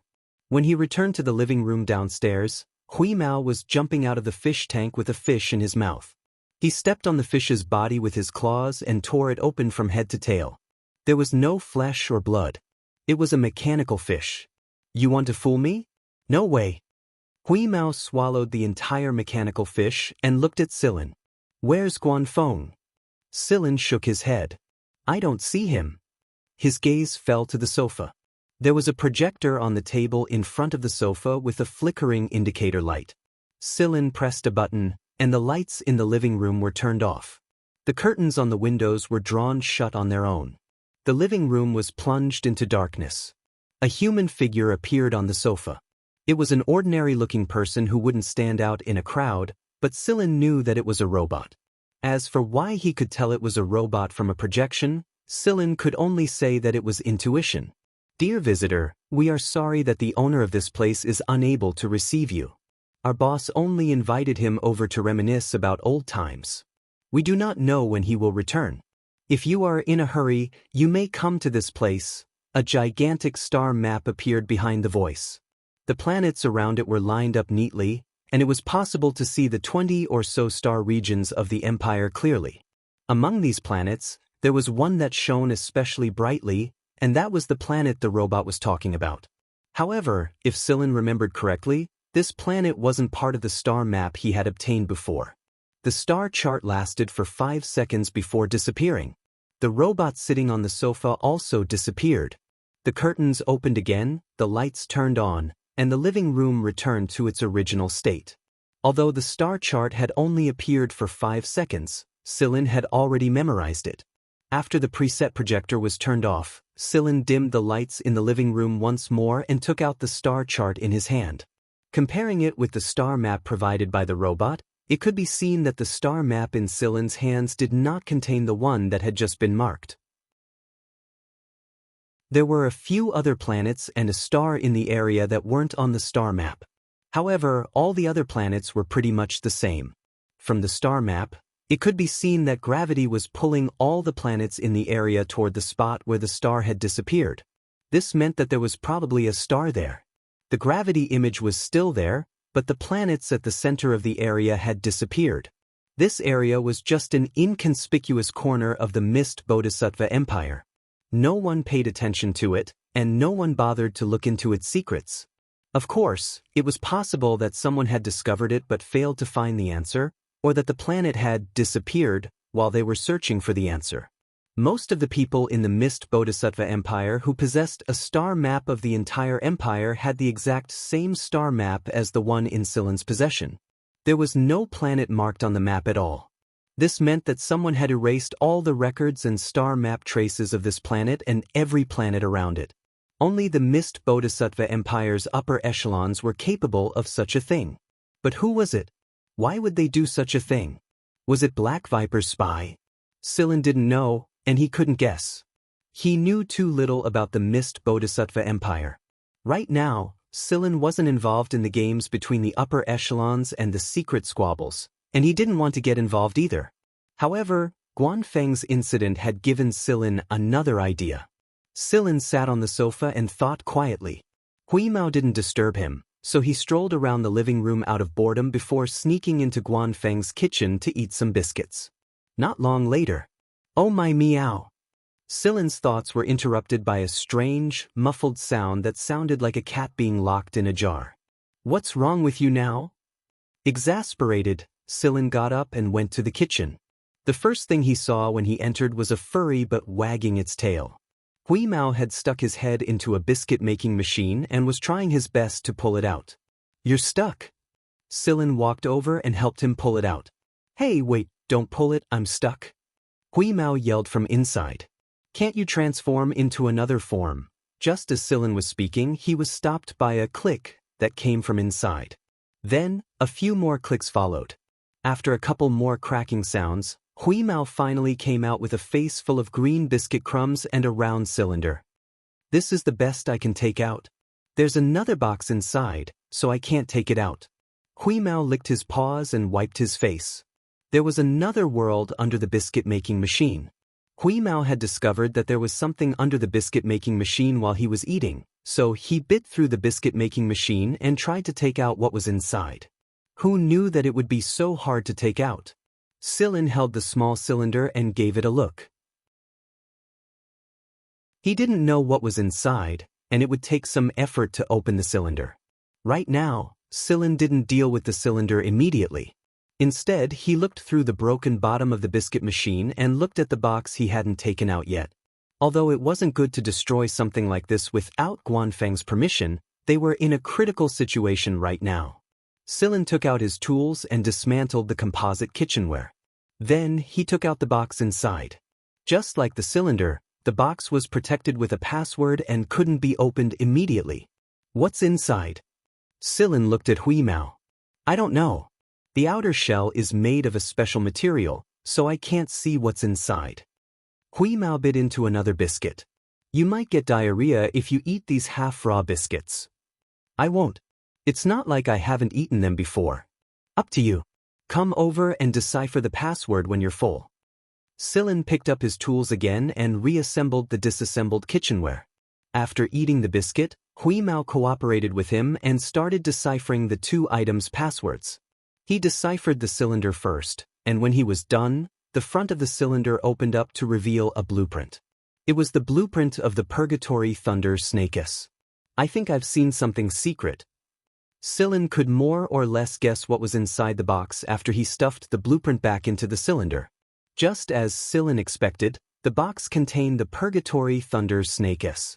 The white body of the spear made people feel a sense of coldness, pure and cold. The muzzle of the gun was hexagonal. Silin thinks that it was a snowflake. There was a Purgatory Thunder Snake insignia and an S symbol on the gun. Guan Feng actually designed it in such a short time. Guan Feng was the only person who could put such a precious gun under the biscuit machine in the kitchen. Of course, no one would have thought that Guan Feng would leave the priceless Purgatory Thunder Snake S in a place like this. However, this also made Silin realize a problem. Guan Feng didn't even take the Purgatory Thunder Snake S with him. Did he leave in a hurry? Or did he not have a chance? Or did he not want Black Viper to know about this at all? Silin put away the cylinder and box and sat down on the sofa in the living room. What should he do next? Hui Mao rubbed his belly on the sofa and yawned in boredom. Suddenly, his ears twitched and he looked outside the door. Beep! The door opened and a person walked in. It was a familiar face. Silin had seen him not long ago. White Knight? Silin looked at White Knight in puzzlement. Guan Feng must have set up an entry requirement for this place. Silin was allowed in because he was Guan Feng's student, but what about White Knight? How did he get in? White Knight wasn't surprised to see Silin here. He looked around before staying on top of the fish tank. One of the fish was missing. There was a mechanical fish inside. It's been taken care of, Silin explained. I know. I've been here before, but I didn't take care of it. White Knight walked over to the sofa and sat down. Snow Wolf Rubo followed him into the room. The wolf and cat immediately faced off against each other the moment they entered the room. Hui Mao had just rubbed his belly on the sofa, leaving only the small sofa on the opposite side untouched. White Knight had already sat down on the small sofa. Rubo wanted to lie down on the sofa, but the cat's smell irritated him the moment he smelled it. It was as if this place already belonged to someone. Hui Mao didn't feel embarrassed at all. He didn't move away from the sofa and looked provocatively at Rubo while wagging his tail. Rubo bared his teeth. Hui Mao flicked his ears and ignored him. Have you read the information inside? Silin pointed at the projector on the table and asked White Knight. Yep. Silin raised an eyebrow. He's this calm. Right now, Silin was really suspicious. Just who was this for? Was it for Silin himself, or for White Knight? What are you going to do? White Knight asked. Silin knocked his forehead. I guess I'll go take a look. What about you? I'll go. Because of Guan Feng. Because I'm bored. Silin. It was true that Silin wouldn't be able to handle Black Viper alone, but Silin didn't want to ask the Gen family for help right now. Silin didn't want to get too close to the Gen family other than Genya, and if he were to ask someone to go with him, would it be this guy? It was at this moment White Knight's communicator rang. What is it? White Knight answered the call and asked. Did you find him? I need money urgently. Sidia yelled from the other side. No, but I've got news. Silin looked at White Knight. Was he going to leak Guan Feng's whereabouts? Where is he? Is Teacher Guan hiding somewhere? He can't owe us our wages even if he's Teacher Guan. Come here first. Tell Qilifeng and Nikki to come with me. We have work to do? Wait here, I'll be right there. After White Knight ended the call, Silin asked him, Are you going to announce it to the public? No, It's just that it's suicide to go to Black Viper's place with just the two of us. Sillin thought for a moment and agreed that it was fine. White Knight and the others weren't too deeply involved with the other forces of the Empire anyway. They were on the free side, and it would be convenient for them to act this way without triggering a chain reaction. Sadia and the others showed up very quickly. It was probably because they didn't get their money back due to Guanfeng's disappearance that they were full of resentment. You're the cat that made Dar cry? The lizard armadillo stared at Hui Mao, who was lying on the sofa and wagging his tail lazily. Or you? Hui Mao countered with a question. Armadillo crawled over with a chuckle and introduced himself and the snow wolf Ruble. Ruble ignored Hui Mao just as arrogantly as before. Hui Mao couldn't be bothered to deal with the big dog either. His attention was drawn to something else. Hui Mao twitched his nose and looked at Sadia, who was sitting carelessly on the sofa next to him. What are you looking at? Sadia tried to pinch Hui Mao's ear, but Hui Mao scratched him away. You smell like fish. Fish? Sadia sniffed again. No, I didn't eat fish today. Hui Mao wagged his tail. I know you're a mutant. A mutant from the sea. This time, White Knight and the others were surprised as well. They didn't expect this cat to be able to sniff out something like that. Sadia's teeth had turned into rows of sharp fangs when he grinned. I'm a mutant from the sea. What do you want from me? Hui Mao yawned. What's so special about that? Stop being so cocky. Sadia. Hui Mao jumped onto Sillin's shoulder. Are these guys coming with us to find Guanfeng, Sillin? Sadia started yelling before Sillin could answer. What's wrong with Guanfeng? Does he owe you his salary as well? White Knight briefly explained the situation to Sadia before turning off the projector and replaying the scene. I see. I happen to be a bit free lately, so I can take a look around. But I'll have to ask Guanfeng for a raise. Sigh, White Knight, if Guanfeng goes back on his word, you'll have to pay him instead. He's your teacher after all, Sadia said. Guanfeng is White Knight's teacher? Direct teacher? Sillin really didn't know about this. So it made sense that White Knight was able to enter Guanfeng's house. In fact, Pastura had to call White Knight, senior brother, in front of him. That being said, White Knight didn't demand that of Sillin. He didn't care if he called him that or not, and he didn't even care about Goryo. The preset projector on the table had played it once when White Knight had arrived, and then played it a second time when Sillin had come in. After the third time, the preset projector was completely destroyed, and all the records inside were destroyed. Moreover, the star map image on it could not be copied at all. Interesting. I didn't expect Black Viper to be hiding in such a small corner. Qilifeng, who hadn't said much until now, suddenly spoke up. White Knight didn't answer. He looked at Sillin instead. We'll be going together. What's your plan? Do you want to join us? Of course. I'd be courting death if I went alone, Sillin said. Hui Mao rose to his feet. Me too. I'm going to teach those trash robots a lesson this time. Sillin could tell that White Knight and the others worked together quite often, and they knew a lot about the Empire. It would be a lot safer for Sillin to go with them. We'll kick you out any time if you're a burden, Nikki said. No problem. White Knight and Sillin opened Guanfeng's warehouse with their IDs and took out some equipment and resources. At the same time, they brought out a high-quality flying machine. Sillin guessed that White Knight had been doing this for a long time, judging from how familiar he looked with the place. Speaking of which, it seemed that all of Guanfeng's direct students were more or less the same. They took Guanfeng's things with ease. Since they were going to Black Viper's territory, it was only natural that they would be away for a longer period of time.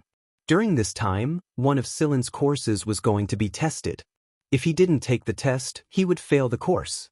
Guanfeng would never allow something like that to happen, and Sillin couldn't bring himself to fail the very first course. Therefore, he had to talk to the instructor before he left. Sillin had read through the reference materials Guanfeng had given him several times already, and there was no way he would fail the course if he took the test. Therefore, Sillin was going to apply to take the test early. The instructor was quite old, and it was rumored that he was as experienced as Guanfeng in the affiliated schools. His hair was white, and although his face was covered in wrinkles, they weren't as deep as a normal old man's. Maybe it was because he often attended classes, but his voice was loud and full of energy. The old man was very angry when he heard that Sillin was going to take the test early. I don't care how many things you have to do or what your background is. You're a student first and foremost, and a student should prioritize their studies. Students of AF1 shouldn't compete with those good-for-nothings of AF3 in terms of who lives a leisurely life. Sillin couldn't help but sigh with emotion at the instructor's words. As expected of an experienced teacher who had taught for so many years. He didn't even pause when he started talking, and his words were righteous. As an experienced educator and one of the few academicians of the Royal Academy of Sciences who had given more than 100 lectures, he never ran out of things to say.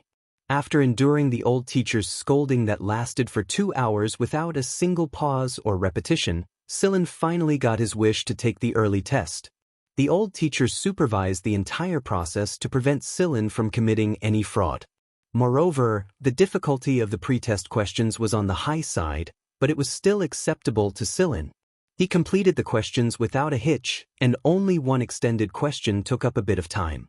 The old instructor gave Sillin a mental score every time he tried to answer a question. When Sillin was done with the question, his total score was out as well. He didn't give Sillin any face at all. After a snort, he waved his hand and dismissed Sillin. He passed the test, didn't he? Sillin left the old instructor's place after he was done with this big problem. After Sillin left, the discontent on the old instructor's face turned into helplessness. What a troublesome matter. What the hell are you guys doing? There's nothing we can do about it. A young man walked out of one of the rooms in the old instructor's house. Do whatever you want. I'm too old to get involved. The old instructor walked toward the study with Sillin's test questions in hand. When he passed by the young man, he paused for a moment and said, "Don't go too far." "I know, don't worry." Chapter 271. Sillin and White Knight departed immediately after they were done with the business at AF1. They didn't tell Genya about this because it would drag the Gen family into this mess. Right now, Sillin had no idea how many people were involved in this mess or how many higher-ups were involved in this mess. Sillin didn't know how many higher-ups of the Empire were involved in this mess at all. It was as if a drop of ink had fallen into a pool of water and melted into it. Although the water didn't look much different from before, the drop of ink did exist in the water. Although the star map inside the projector in Guanfeng's living room couldn't be duplicated and the projector had self-destructed on its own, everyone had a good memory. They were able to recreate a new star map after the projector had self-destructed. Is there really such a place? Inside the spaceplane's control room, Sadia asked Sillin while staring at the partial star map projection in his hand.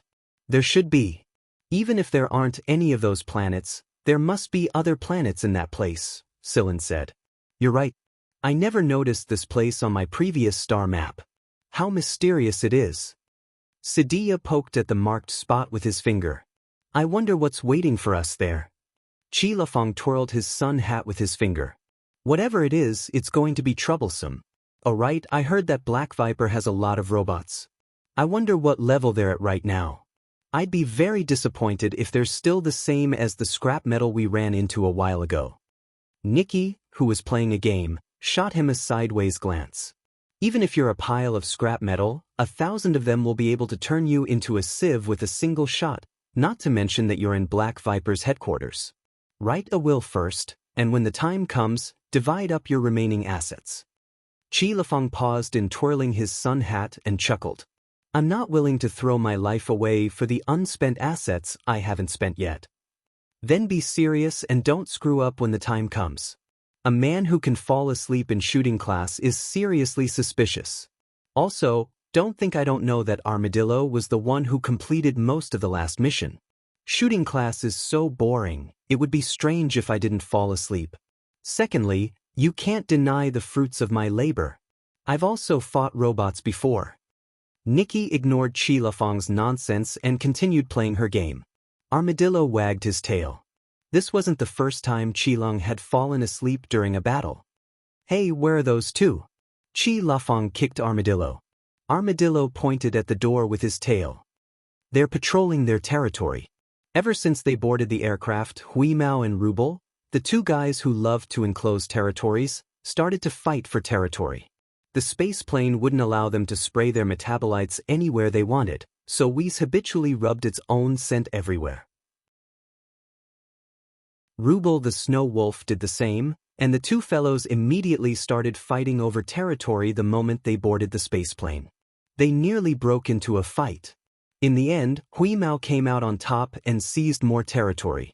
Ruble was afraid that the cat would cheat him, so every time Huimao went out to patrol his territory, Ruble would go out and supervise him to prevent the cat from taking over his territory. As they were talking, Huimao walked in with his tail up, followed by Ruble, who had an ugly expression on his face. "Yo, are you done patrolling?" Armadillo greeted them. Ruble was annoyed at the mention of this. If this cat wasn't a team member's pet, I would have bitten it to death. Huimao jumped onto Silin's shoulder and was licking his paws. When he heard Ruble's words, he raised his paw and pointed at Ruble. "You know how many times I've eaten trash like you when I was a kid?" Silin smiled as he recalled the first time he met Huimao. This guy had indeed eaten a lot of wolves. He flicked Huimao's ear. "All right, don't argue. We're all teammates this time." Huimao snorted. "We're both canines, but this guy is annoying no matter how I look at him. Chiefing is better." Ruble bared his teeth. If the cat said one more word, he would go over and bite off the cat's ear. Just as Huimao was about to say something, an alarm interrupted him. "What's wrong?" The sleepy Chi Lafang woke up with a start. "Nothing, I just received a message." Nikki put down the game console and converted the received signal into characters. After decoding it, it was a message: "If you want to find Black Viper, come here first, or you'll regret it." The people in the control room looked at the message in silence. Nikki continued to decode the message. Along with the message was a simple star map with a planet indicated on it. It wasn't the area that had disappeared, but a place slightly further away from that area. However, the similarity between all of them was that they hadn't forgotten about that planet. Even though everyone could find that planet on their star maps, no one paid attention to it. Moreover, there was very little information about that planet. In short, it could be summed up in one word: poor. After a while, Silin asked White Knight, "Has our whereabouts been leaked?" White Knight shook his head. "No one knows where we're going except for the few of us." If it wasn't Black Viper, and no information had been leaked, then who had sent this encrypted message? There was no doubt that the person who had sent this message was very familiar with Silin's group's whereabouts and goals. However, none of them could think of anyone who would do such a thing. "What do we do? Are we going?" Sadia looked at everyone. "Same old rules, let's vote." Nikki moved her finger, and a screen appeared in front of everyone. There were 3 choices on it: go, no, and forfeit. The final choice was go. "Looks like we all have the same idea. That's a good thing." Sadia smiled. Since they had decided to go, they adjusted their flight path and flew toward that planet. Everyone had been searching for information about that planet before they arrived, but the strange thing was that the results were all the same. However, the information was also quite limited, which made it even stranger. Even with their capabilities, they could only find so little information, and they weren't even sure if this information was real or not. Even the poorest planet, even if it's so barren that it can't support itself, the database should have records about it. However, there's just too little information. "It's as if someone has erased all the other information," Nikki said. Her young face, which looked like she was 7 or 8 years old, was filled with a serious and contradictory expression. If Silin didn't already know that she was in her 30s, he would have thought that she had the same special experience as Tang Qiuqiu. "No matter what, we need to be careful. Bring your equipment." While everyone was discussing a strategy, Rubu and Armadillo also joined in the discussion with serious expressions on their faces. Huimao was the most relaxed in the control room. It didn't care about the strangeness of that planet at all. To it, this was just a hunting game. Not only was it not nervous, but it was also looking forward to it. It would be best if there was some fresh food to satisfy its hungry stomach. Scylla and Blueskin had already divided up all the sea beast eggs they had collected, and now they were very hungry. Scylla and the others found their destination planet based on the coordinates given by the message. The planet wasn't big, and the environment wasn't good. Although humans could survive on the planet, it definitely wasn't a good life. According to the scanning area of the probe, this was indeed a relatively barren planet. There weren't even any surveillance satellites or defense networks on the planet's periphery. It was obvious that the development of this planet wasn't good. "What's the situation on the planet?" Armadillo asked. "Very poor." He was as poor as a doornail. Apart from the metal content in the city areas, the other places have pitifully little metal content. The soil is gray, and gray soil is lacking in many elements. There are very few plants that can survive in this kind of soil. There are less than 100 species of plants that have evolved to adapt to the soil, but each of them is very strong. "It's survival of the fittest," Nikki explained.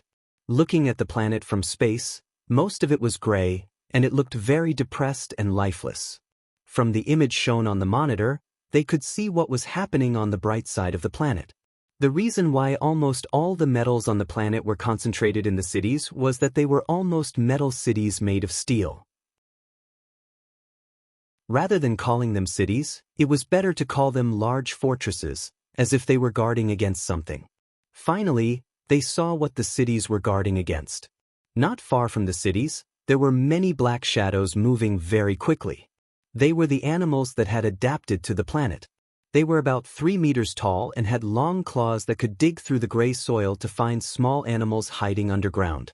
They could also use their sharp claws to attack humans. Humans were also part of their diet. There were many places on the planet that had these black monsters moving very quickly. "Say, what do you think that mysterious person wants us to do here? Help clear out the monsters?" Qilong said as he lay on the chair with his arms crossed, looking at the image on the screen. I didn't answer. Instead, he turned to Nikki and asked, "Is there anything else besides that message and the star map?" Nikki shook her head. "Nothing else. That's what I'm curious about." Just then, the receiver received another message, and Nikki quickly decoded it. "Welcome to this place." Sadia read out the decoded message and looked at Nikki in confusion. And then, "There's nothing else." Nikki was also very helpless. Was the other party messing with them with just this bit of information? Nikki rubbed her ears. She liked to rub her ears whenever she was annoyed. She continued, "Since that person has the technology to send us this message, the situation on this planet shouldn't be like this. Indeed, the backwardness of this planet is too far away from the technology that person possesses." "Can't find the source of the message?" Bai Yi asked Nikki. "That person is very cunning. Almost every city on this planet has traces of his signal. So he's an expert. Is he really not from the Black Viper?" Qi Lifeng said as he rubbed his chin. His eyes were so narrow that it was impossible to see the expression in them. They didn't say anything, and neither did they immediately land on the planet. Instead, they waited outside the planet. Sillin looked at Hui Mao on his shoulder. Even though the cat was trying its best to act as if nothing had happened, Sillin could tell from the frequency at which its whiskers were twitching and the curve of its tail that it was wagging. What was it proud of? There was only one answer. "You know where the source is?" Sillin pinched Hui Mao's ears. Hui Mao's ears twitched and flicked Sillin's hand away, but it didn't say anything. Did that mean it was tacit agreement? Everyone in the control room and the animals looked at Hui Mao. This time, Hui Mao couldn't keep up his act any longer, and his mouth opened uncontrollably. How did it know? Rub was very reluctant to believe it. White Knight unfurled the scanned map of the planet and placed it in front of Hui Mao. "You know where he is?" Hui Mao raised a paw and pointed at one of the cities proudly. "I only know that he's in this city, but I don't know which corner of the city he's in. But if he emits one more time, I'll be able to find him and catch this hidden rat." White Knight looked at Sillin, and Sillin nodded, indicating that he was trustworthy. "Go to that city," White Knight said to Nikki. "Okay." Nikki piloted the aircraft and flew in that direction. Rub's eyes widened. "You believe it just like that? You believe this cat?" There was a metal electric fence in the sky above the city to prevent dangerous birds from entering. There were also people who would keep an eye on them. From time to time, a few simple flying cars would fly out. These cars were very cumbersome, but they were very practical in this kind of environment. Although they weren't very agile, they had good defense and could withstand the attacks of some flying birds. There were also a few teams of people who drove armored land vehicles out to hunt. There was a lack of meat in the city. Man and beast, this was a two-way process of hunting. Both sides were on the other's menu. The people in the metal cities were generally stronger. Be it men or women or even children, they all had a murderous look in their eyes. Different places nurtured different people. Their living environment shaped these people's personalities. Just like Tang Qiuqiu, these children had been armed with guns and knives since they were young. They learned how to fight against monsters from their elders, and it was a necessary lesson for them in life. Silin's group didn't want to be too high profile. They didn't want to expose too much before they figured out the situation. However, every metal city was an independent entity, and they all rejected outsiders. In the end, they didn't go straight into the city. Instead, they found a place to settle down and figure out the situation on this planet. Otherwise, they would be caught like turtles in a jar if they recklessly entered the city. At night, the aircraft quietly landed at the predetermined location. The place was covered by a hill, and the aircraft landed in stealth mode, so no one noticed them. Although no one noticed them, the monsters were unusually perceptive. "Those guys outside are pretty fast," Sadia said as he looked at the scene on the screen. "I'm going to look for food." Hui Mao jumped off Silin's shoulder and ran out. "I'm going too." Rup didn't want to be left behind and ran out. "I'm going out too. I'm hungry." Armadillo wagged his tail and followed. Chapter 272. Armadillo wasn't really hungry, but he was worried that the two of them would fight after they got out. If both of them got injured, it would be fine. After all, the two of them had strong regenerative abilities. The most important thing was that they couldn't expose themselves. They hadn't figured out who the person who sent the message was, and if there were any traps, so they couldn't be too reckless. The sky gradually brightened. On the hillside, the whole mountain looked gray. Some of the plants that grew on it had a depressing hue. There were also some white plants, but not many of them. Next to the gray forest, Rubu was tearing a clawed beast apart. It didn't have to do this, but Rubu was in a bad mood, so this prey that he just caught became his target to vent his anger. From the hillside, a few black dots could be seen moving on the ground in the distance, and these black dots were decreasing rapidly. Those black dots were the common black-clawed beasts on this planet, and the reason why they were decreasing was simple. A cat was eating them to fill its stomach. The gray cat and the gray land didn't look conspicuous at all. It was like a natural camouflage, so it didn't stand out from afar. Ordinary people wouldn't be able to see what was happening without the help of tools, but Rubel and Armadillo weren't humans. Their vision was very good, and even without tools, they could see everything clearly without missing a single detail. It was a small cat, but when the black-clawed beasts pounced on it, its mouth suddenly widened and swallowed the black-clawed beasts. Then, the second one, the third one. These clawed beasts were also intelligent. They knew that this inconspicuous animal was not easy to deal with, so they started to run away. Hui Mao chased after them, and with its speed, only a few clawed beasts could escape. No wonder Dar cried when he was bitten by that cat. If that cat really ate as much as it wanted, Dar's little crocodile would easily become its meal. But how big is that cat's stomach? Armadillo slowly crawled over and looked at Hui Mao and said to Rubu. Armadillo could tell from Hui Mao's movements that Hui Mao was quite strong. Not to mention its speed, just its hunting speed was something that Armadillo could not achieve. He didn't even need to bite the cat and directly swallowed it. He wasn't like Bonner, the big snake. Besides, this cat was swallowed whole. If it were to be compared to the group of beasts in AF1, it would definitely be ranked among them. Rubu gnawed on the bones of the sharp-clawed beast and said impatiently, "Who knows? Aren't you afraid of bursting from eating so fast?" As soon as Rubu finished speaking, Hui Mao stopped chasing the clawed beasts. The remaining clawed beasts took this opportunity to escape. What happened to it? Armadillo saw that Hui Mao had suddenly stopped moving and was squatting in the distance, doing something unknown. Only his ears twitched from time to time, and his hooked tail wagged quite a bit, as if he had discovered something new. When Rubu heard Armadillo's words, he stopped chewing and looked at Hui Mao. Hui Mao maintained his squatting position for a while, then he opened his mouth and spat out a black sharp-clawed beast that he had just swallowed.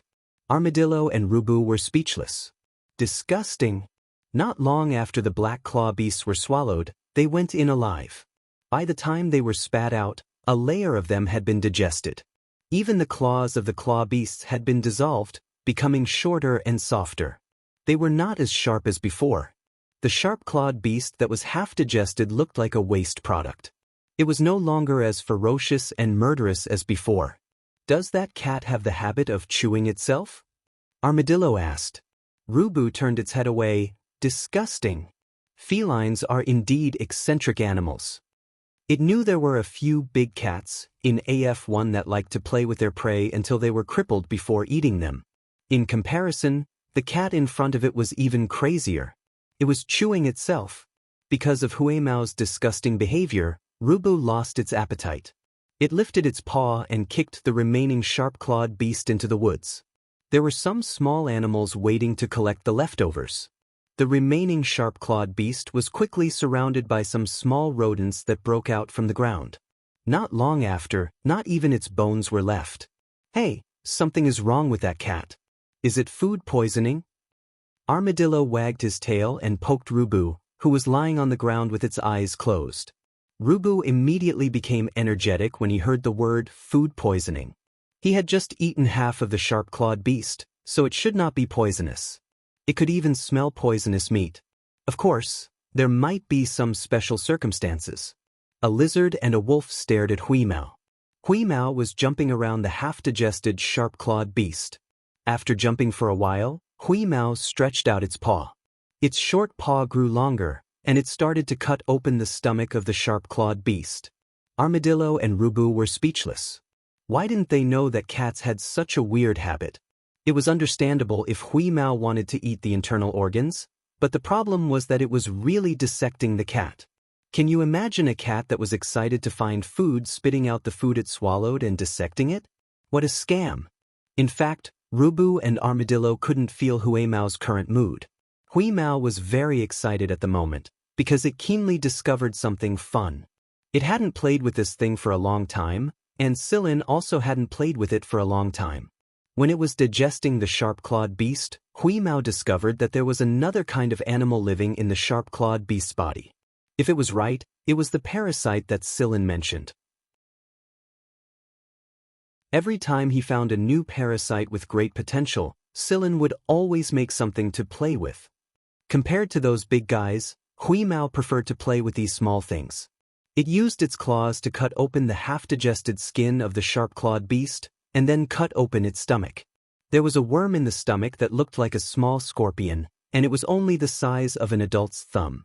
It clung tightly to the wall of the sharp-clawed beast's stomach, and the stomach wall of the sharp-clawed beast was much thinner. The worms attached to the sharp-clawed beast's stomach wall would steal the energy of the food, and a part of the food that the sharp-clawed beast swallowed would be digested by these worms. When the sharp-clawed beast's stomach was cut open, the worms realized that they were in danger and wanted to escape. They used their claws to tear open the already thin stomach wall and tried to escape. However, their speed was still not as fast as Hui Mao. Hui Mao stretched out its claws and pulled the worms back, then ran and pulled them back. On the hillside, Rubu and Armadillo were stunned by what they saw. What is that thing? Rubu asked. I don't know. It seems to be from the sharp-clawed beast's stomach. Rubu, did you eat the sharp-clawed beast's stomach? Armadillo asked worriedly. Before it knew what was going on, it wasn't sure if the worms would affect them or not. Armadillo shivered when he thought of the worms in their stomach, and the scales on his body stood up. No, I was disgusted by that thing before I had the chance to eat it. Rubu was glad that it didn't continue to chew on the sharp-clawed beast, otherwise it might have eaten the whole thing. Rubu and Armadillo didn't pay attention to this when they ate before, but after witnessing Weeze's actions today, they were probably going to be traumatized for a long time to come. They had to make sure that there were no strange insects in their meat before they ate. Huh! Armadillo raised its tail and swung Rubu, who was trying to check its stomach, and pointed in a direction with its chin. Rubu looked in the direction that Armadillo pointed. About 300 meters away from where Huimao was, there was a human teenager hiding behind a few big rocks. Judging from the teenager's attire, he should be a hunter from the city. He had a gun and a crossbow in his hand, and he was carefully hiding behind the rocks, staring at Huimao's direction. He looked very nervous, but he tried to stay calm. All in all, he was a pretty good hunter. Should we remind the cat? Armadillo asked. Remind it what? Rubu didn't care. Remind it not to eat people randomly. Rubu was speechless. This was indeed a problem. As usual, Dan too joined the hunting team in the morning to hunt croc beasts. However, he saw an injured croc beast on the way, and he didn't want to give it up. After all, a croc beast could be exchanged for more resources, and it was much better than those small croc beasts. Moreover, this croc beast was injured. Dan too thought this was a good opportunity, so he informed the team leader. The team leader gave him 30 minutes, and if he couldn't come back within 30 minutes, they would not wait for him. A lone hunter would most likely be eaten by the croc beasts, no matter how strong the hunter was. After all, the area outside the city was the croc beast's territory. When the communicator was switched on, the magnetic field would be very strong, and the croc beasts were very sensitive to magnetic fields. Therefore, all the hunters who came out to hunt would turn off their communicators, or they would be attacked by the croc beasts that followed the scent of blood. Dan too had learned a lot of skills from the experienced croc beasts since he was a child. He joined the hunting team when he was 10, and now he could be considered an experienced hunter. He knew how to hide and track. Dan too carefully chased after the injured croc beast, thinking about the best time to make his move. He couldn't afford to run into other croc beasts, or it would be difficult for Dan too alone. Finally, Dan too found an opportunity. However, just as he was about to make his move, the injured croc beast suddenly screamed and ran in another direction anxiously. Was he exposed? Dan too was about to continue chasing, but he suddenly sensed something coming, so he hid again. Not long after, two croc beasts ran past them, as if something terrifying was chasing them. This should be the reason why the injured croc beast was so anxious. Dan too looked in the direction the two croc beasts had come from. Just what was it that could make the two croc beasts so afraid? What did the croc beasts see? The croc beasts had always claimed to be the overlords of this gray land. The injured croc beast would not be able to catch up with them in such a short time, and there were only 15 minutes left. Go back? Dan too was reluctant. His mind was filled with questions. In the end, driven by curiosity, Dan too carefully sneaked in the direction the croc beast came from.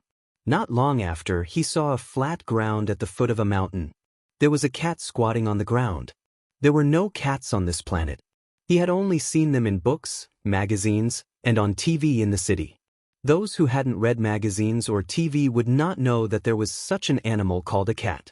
Why was there a cat here? But what surprised Dan too even more was that, according to the book, a cat's attack power wasn't strong, but this small cat was standing in front of an unknown thing.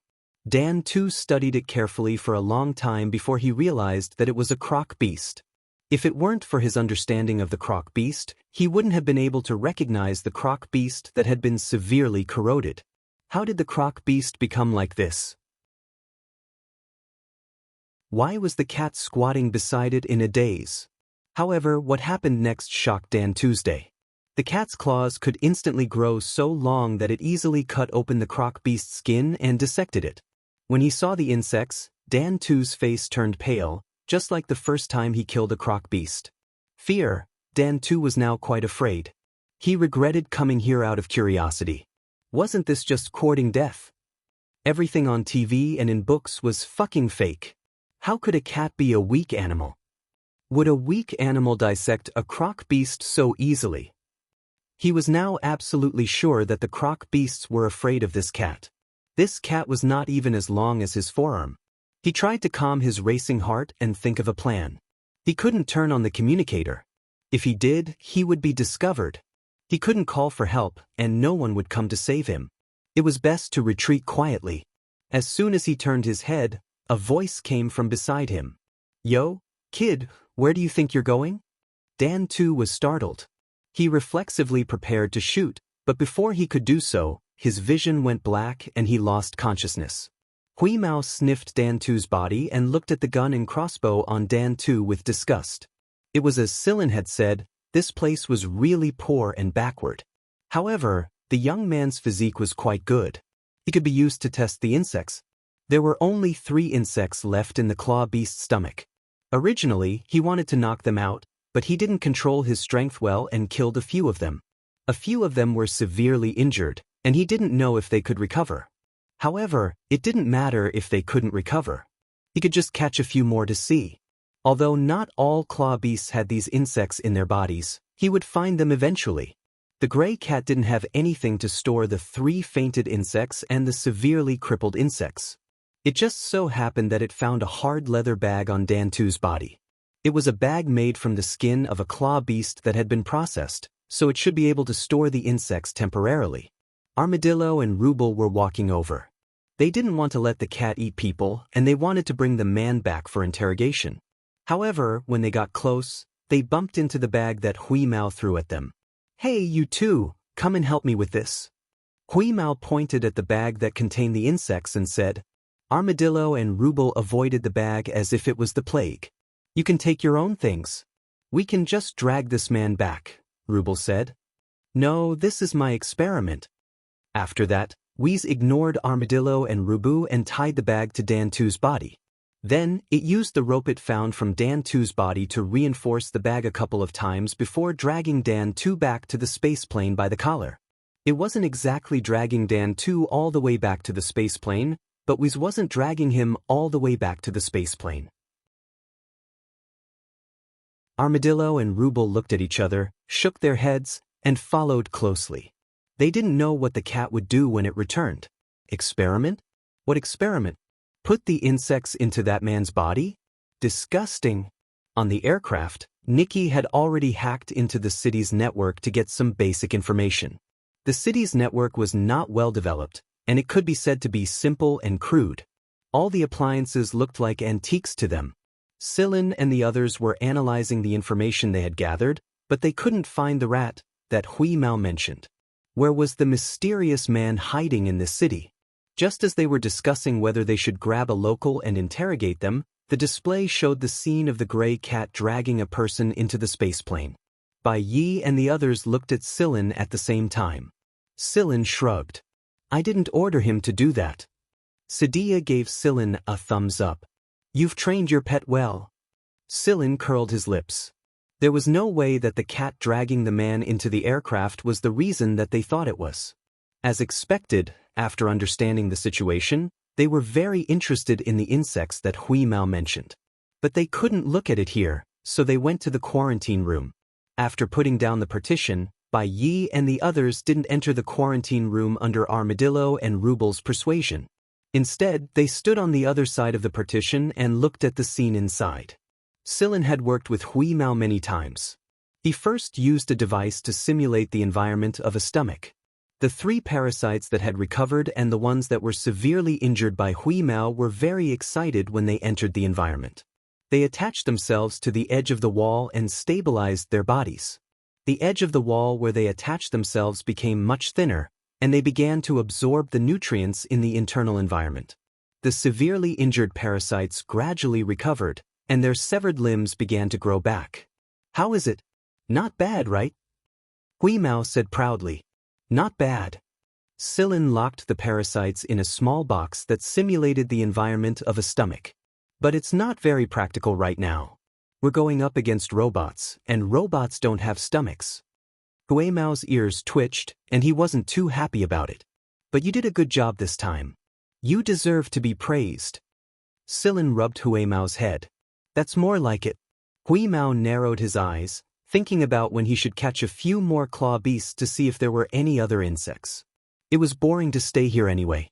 After studying the insects, everyone shifted their attention to the person that Hui Mao dragged back.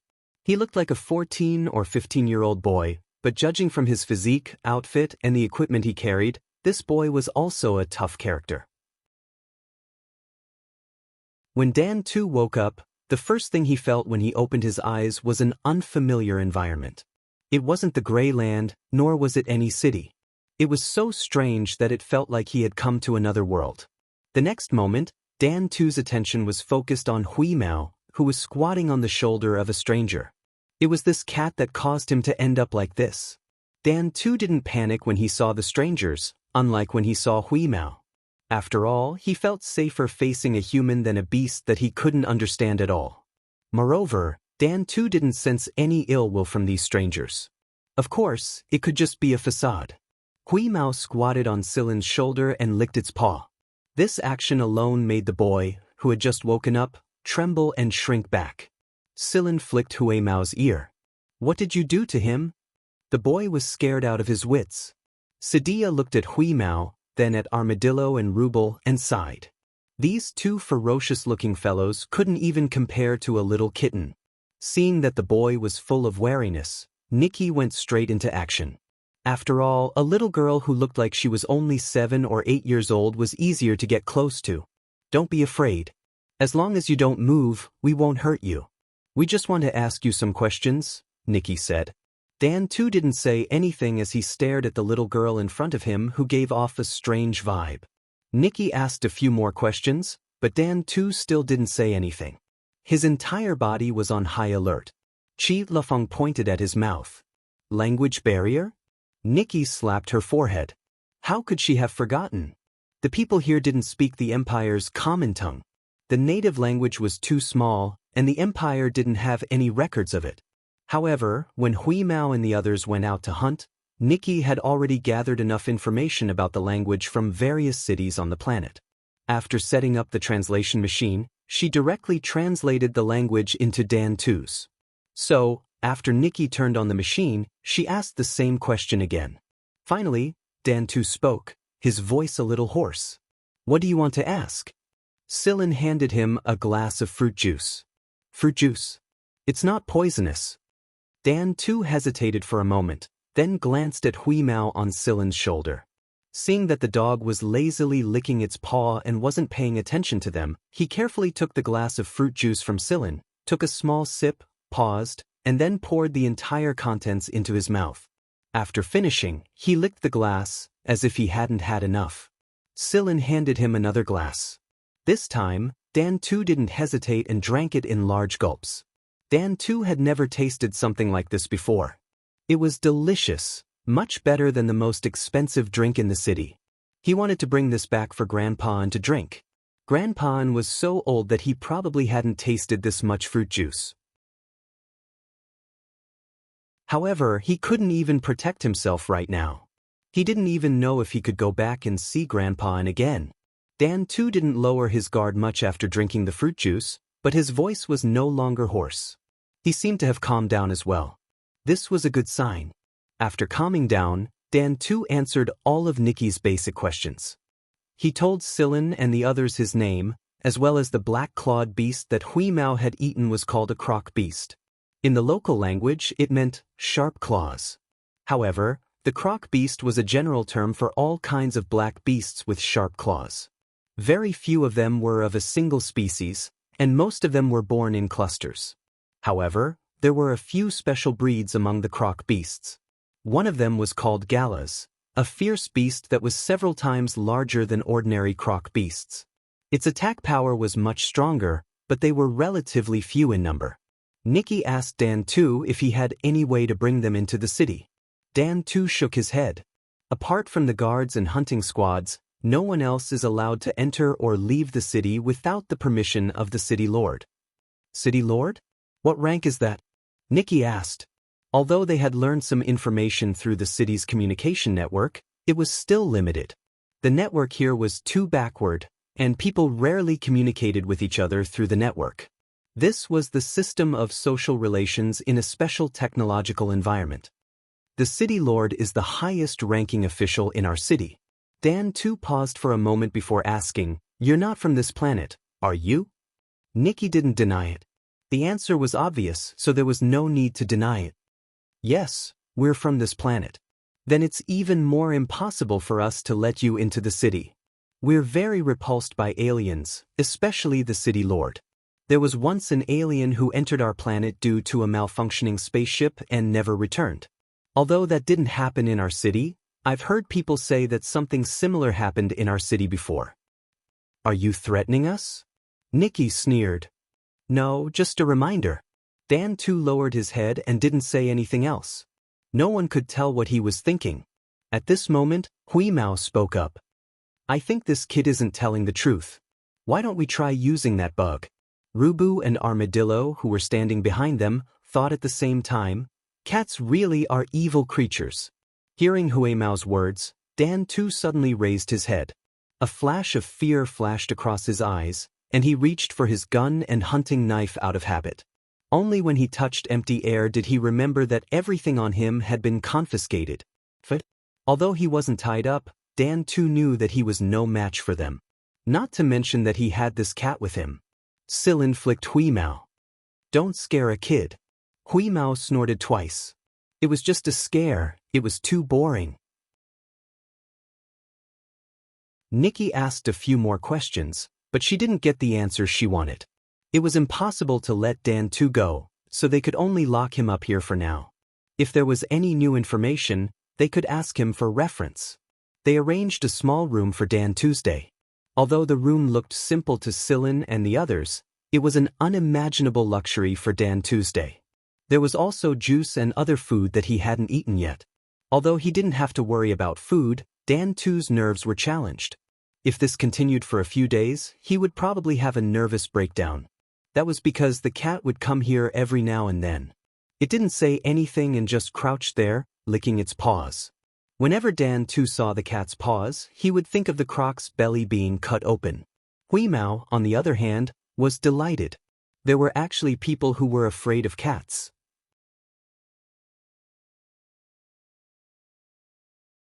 Chapter 273.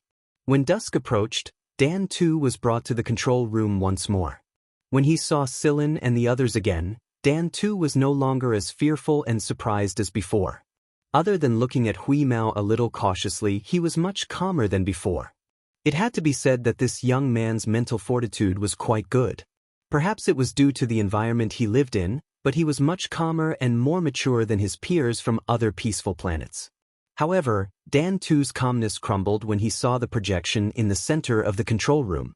There was a table in the center of the control room, and on it was a projection of the entire city that Nikki had sent out when a patrol team was returning to the city. After entering the city, the miniature detector split into several smaller parts and scanned the entire metal city from different directions. After scanning, the information would be transmitted to the flying craft to form a comprehensive map. The metal city's outdated defense system would not be able to detect any external detectors sneaking in and transmitting information to the outside world. Even after living in this city for more than 10 years, Dan too had never seen the entirety of it. But now, he was seeing it in front of an alien.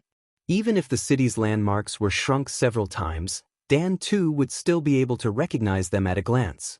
Dan too was afraid that Sillin and the others would really harm the people in the city. The difference in technology between the two sides was too great. If a battle were to break out, even if they won in the end, they would have to pay a heavy price. Those who would become cannon fodder would definitely be the isolated people living at the bottom of society. Like Dan too and the lonely old man next door, Grandpa and Nikki saw Dan too's reaction and smiled. We're not that interested in this city. We just want to find someone in it. This person is hiding in your city, and he has the same technology as us. He was the one who told us to come. Otherwise, we wouldn't have paid attention to a poor little planet in a corner of the empire. Dan too relaxed a little when he heard Nikki's words, but he was also very curious about the person Nikki was talking about. Just what kind of person would hide in their city and do something like this? At the same time, Dan too also had some understanding of Nikki's goal. I don't know the person you're talking about, and I've never heard of anyone in the city with high-level technology, Dan too said. I don't expect you to know, Nikki pointed at the projection on the table. We'll look for him ourselves, but I hope you can help us with something. What is it?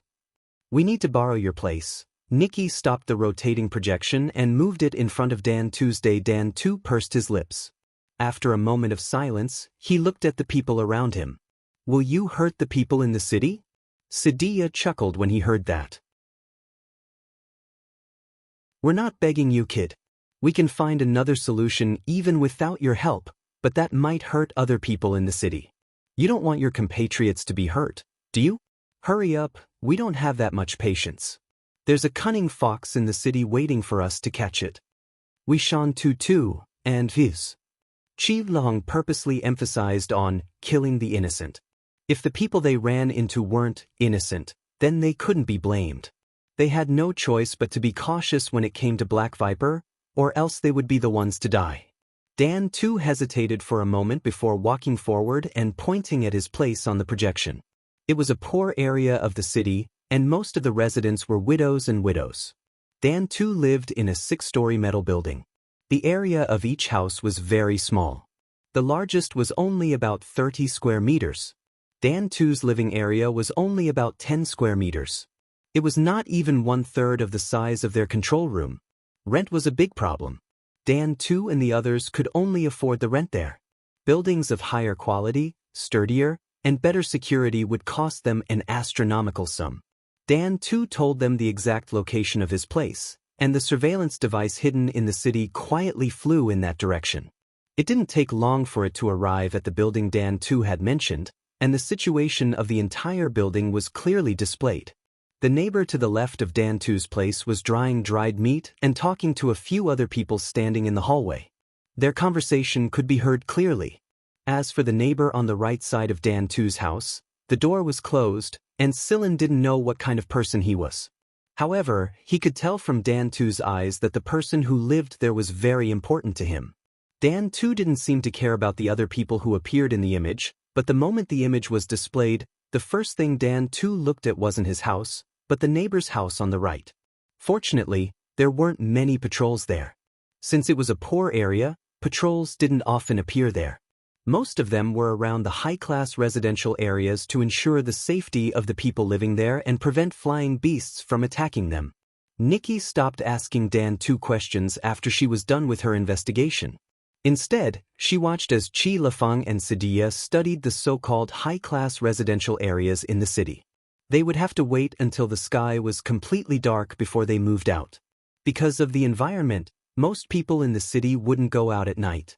Only the patrols would roam the city. No one paid attention to Dan too, but he didn't run away either.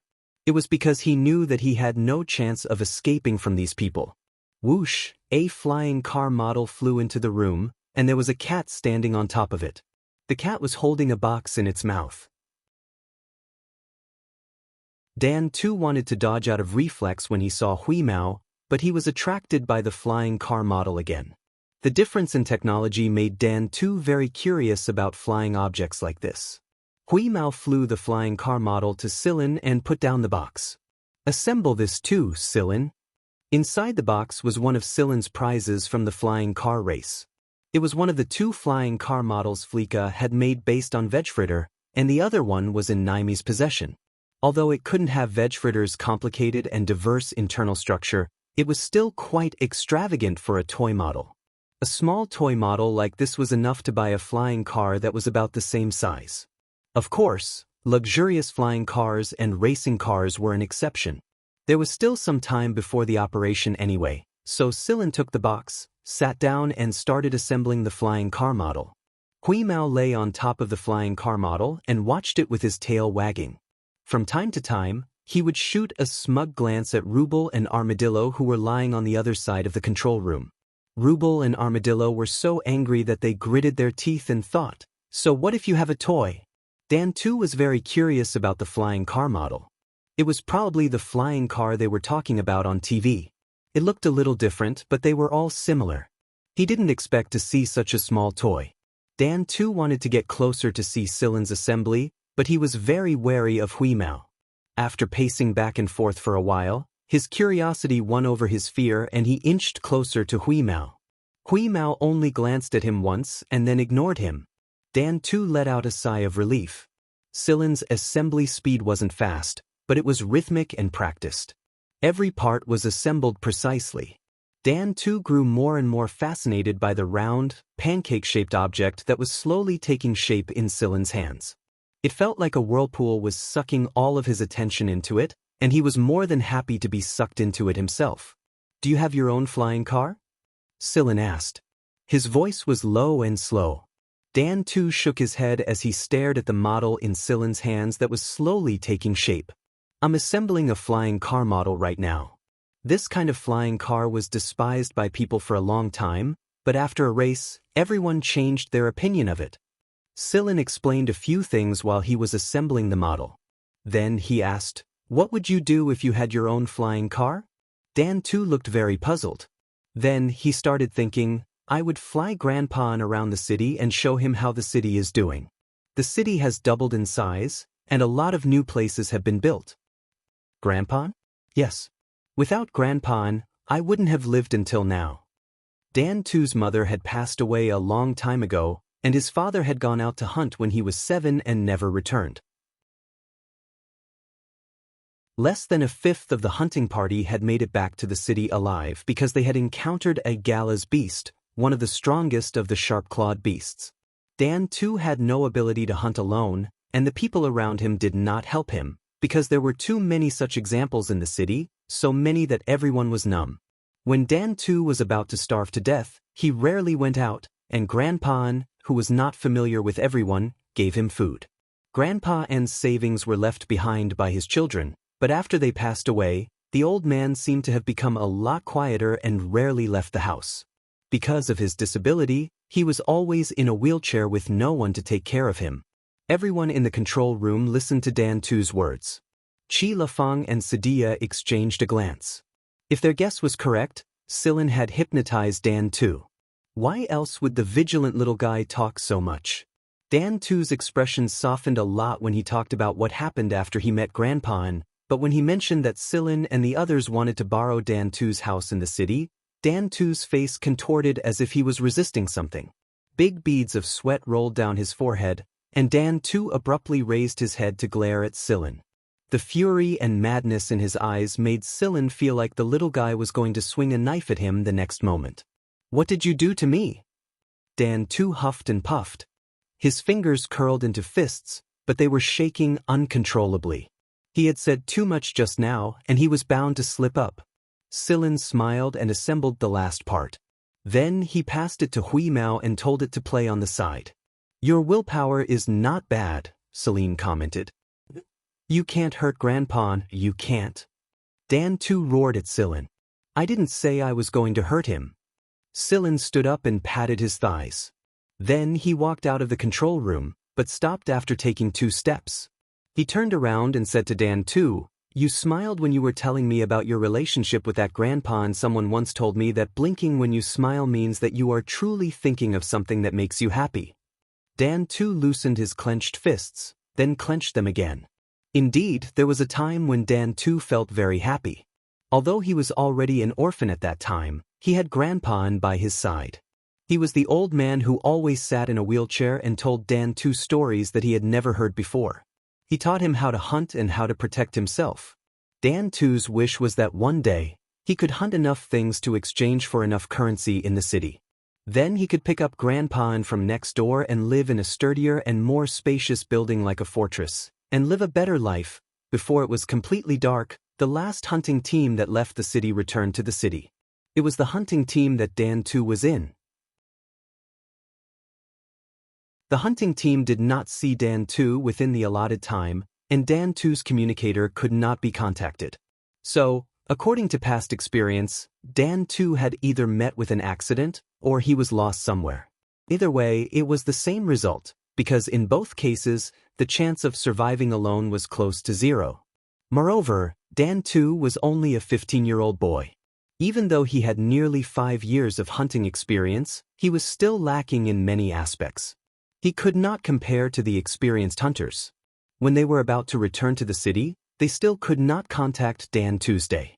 Finally, the hunting team gave up and returned to the city with the results of today's hunt. However, when the hunting team entered the city gate, no one noticed that there was a person hiding in the pile of croc beast corpses. There was a small protrusion in an inconspicuous place on the armored vehicle. Very good, Sillin has successfully entered. Inside the aircraft, Nikki said as she looked at the image sent back by the transmitter on Sillin's body. Behind Nikki, Rubu and Armadillo were both in the control room. They did not go out like the others. Dan too sat quietly to the side, nervously watching the extraterrestrials' movements. Not far from the city, Sadia and Chi Lafeng were lying in ambush.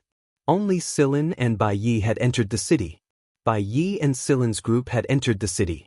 Bai Ye's target was the mayor's residence, while Sillin went to Dan Tu's residence first.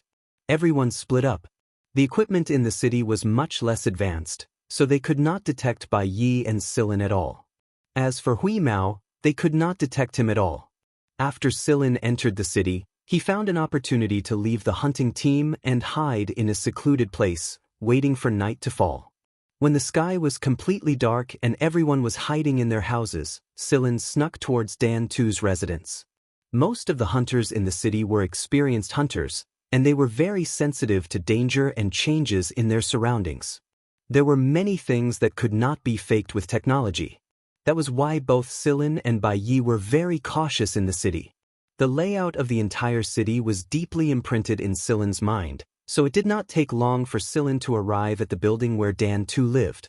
With Celine's hearing, he could hear a few families talking about the Dantu.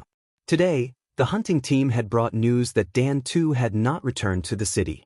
In the eyes of these people, Dan Tu was definitely not coming back. However, from their tone, it was obvious that these people only treated the Dan Tu as a topic to kill time after a meal. They did not feel much sympathy or regret for him.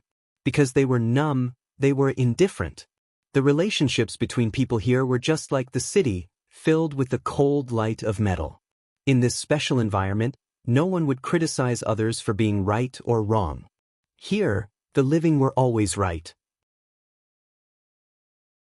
Sillin arrived at the floor of Dan Tu's residence. There was no one outside the building now. There were always unknown dangers lurking in the dark, and it was the safest place for the people here to hide in their homes at night. When he passed by Grandpa An's house that Dan Tu had mentioned, Sillin paused for a moment and shot a glance at the house whose door was tightly shut and completely devoid of light. It was only then that he stood in front of Dan Tu's house, took out the key that Dan Tu had given him and opened the door.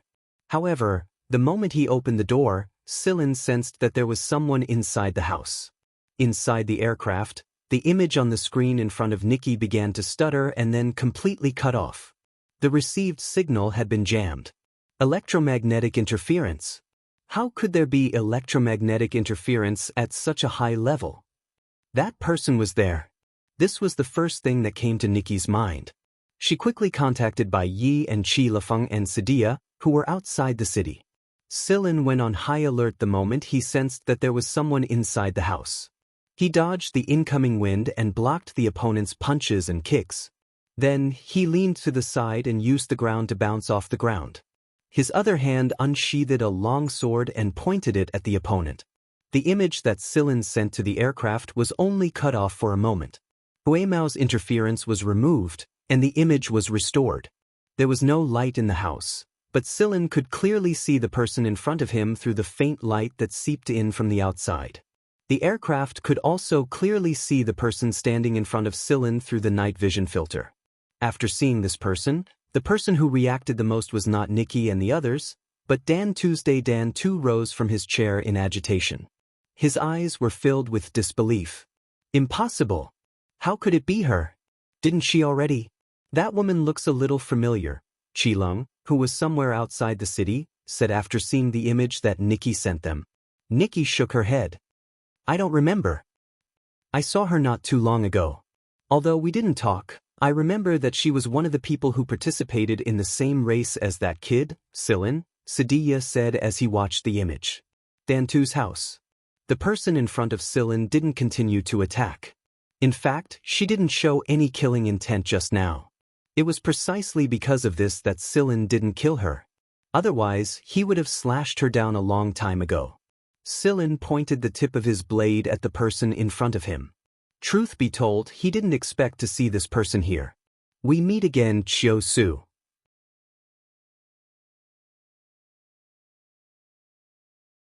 Chapter 274. Chiyo Su wasn't nervous about being pointed at by Silin's blade. On the contrary, Chiyo Su was very calm, as if everything was within her expectations. The lights in the room weren't turned on, and the door wasn't closed.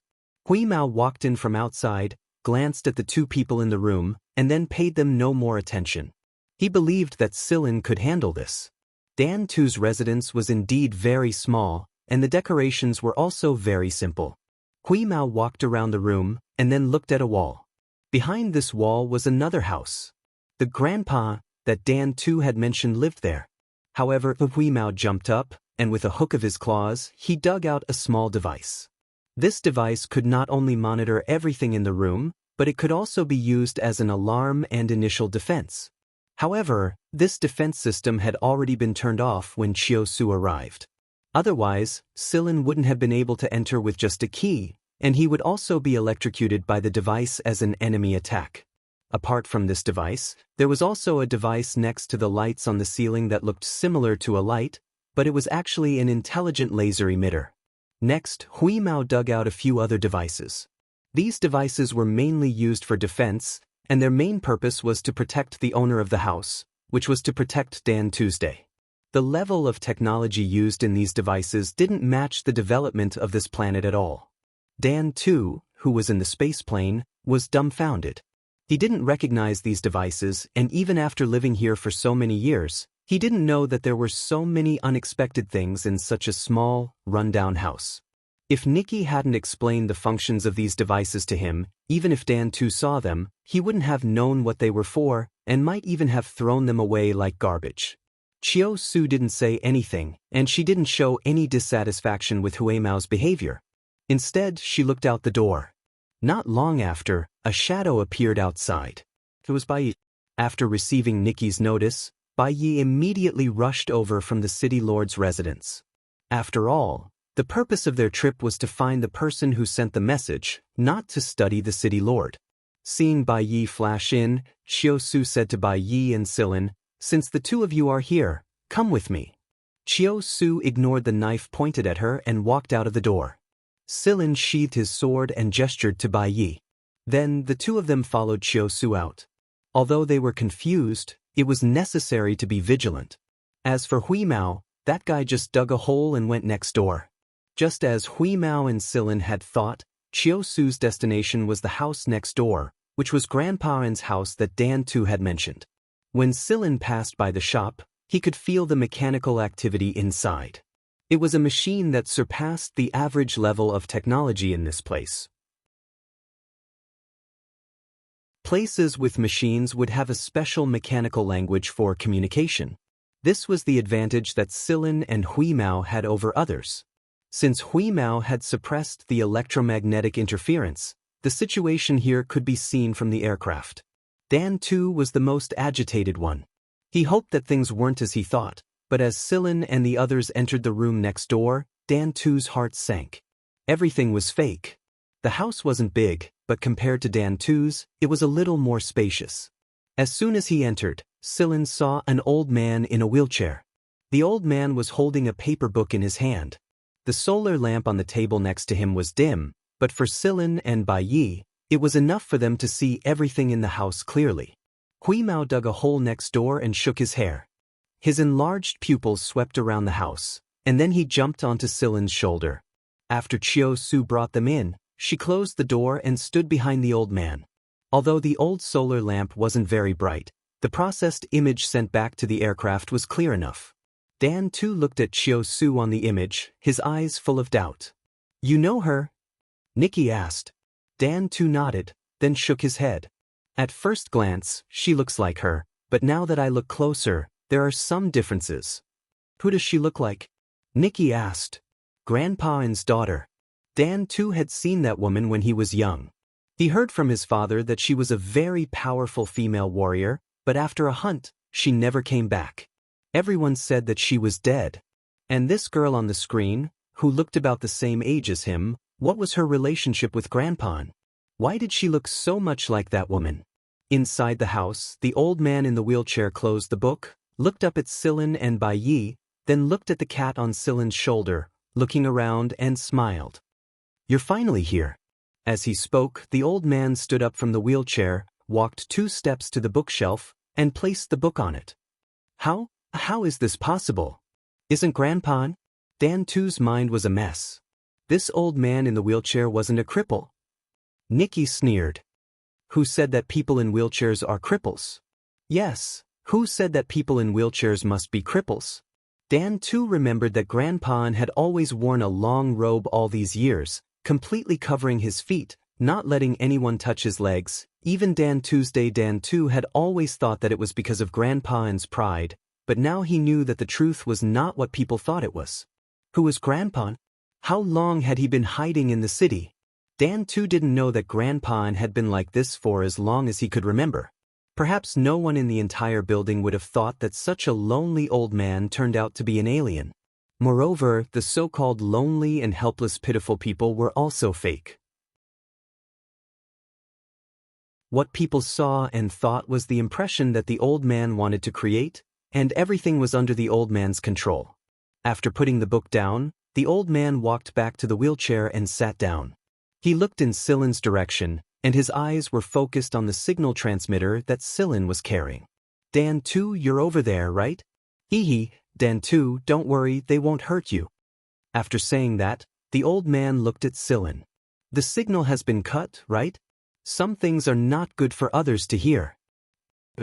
Silen disconnected the signal transmitter, and Hui Mao on his shoulder cooperated and stopped blocking the electromagnetic interference signal.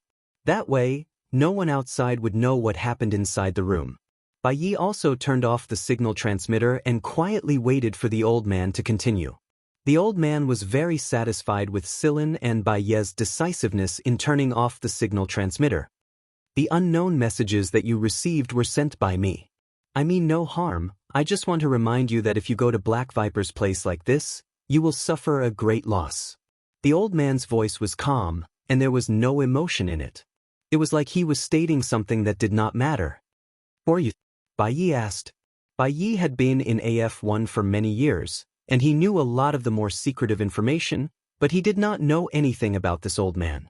Based on instinct, he felt that the old man before him was not as simple as he appeared.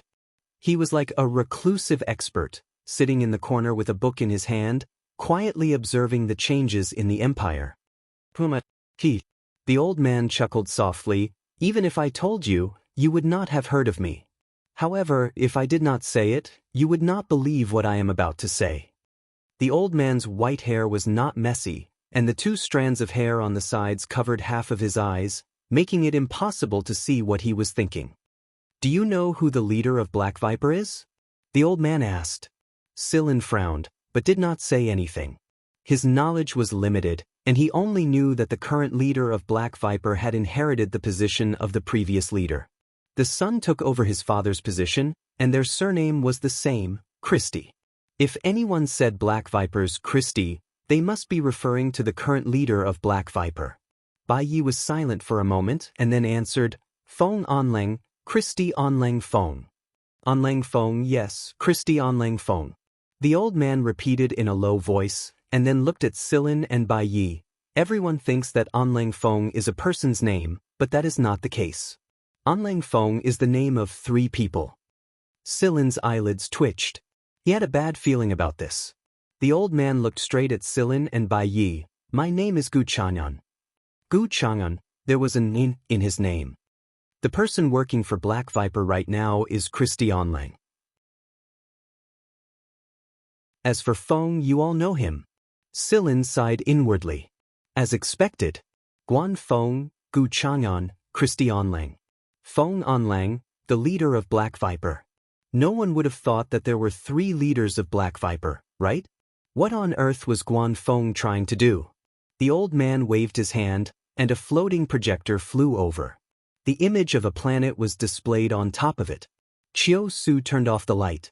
The image was enlarged, and Silen and Bai Yi could see the general situation of the planet. The terrain, the environment, the layout. This is the planet you're going to, the old man said. This isn't Black Viper's headquarters, Silen said with certainty. This isn't, but it is the place you're going to. If Guan Feng is also one of Black Viper's leaders, why do we need to find him? Silin asked.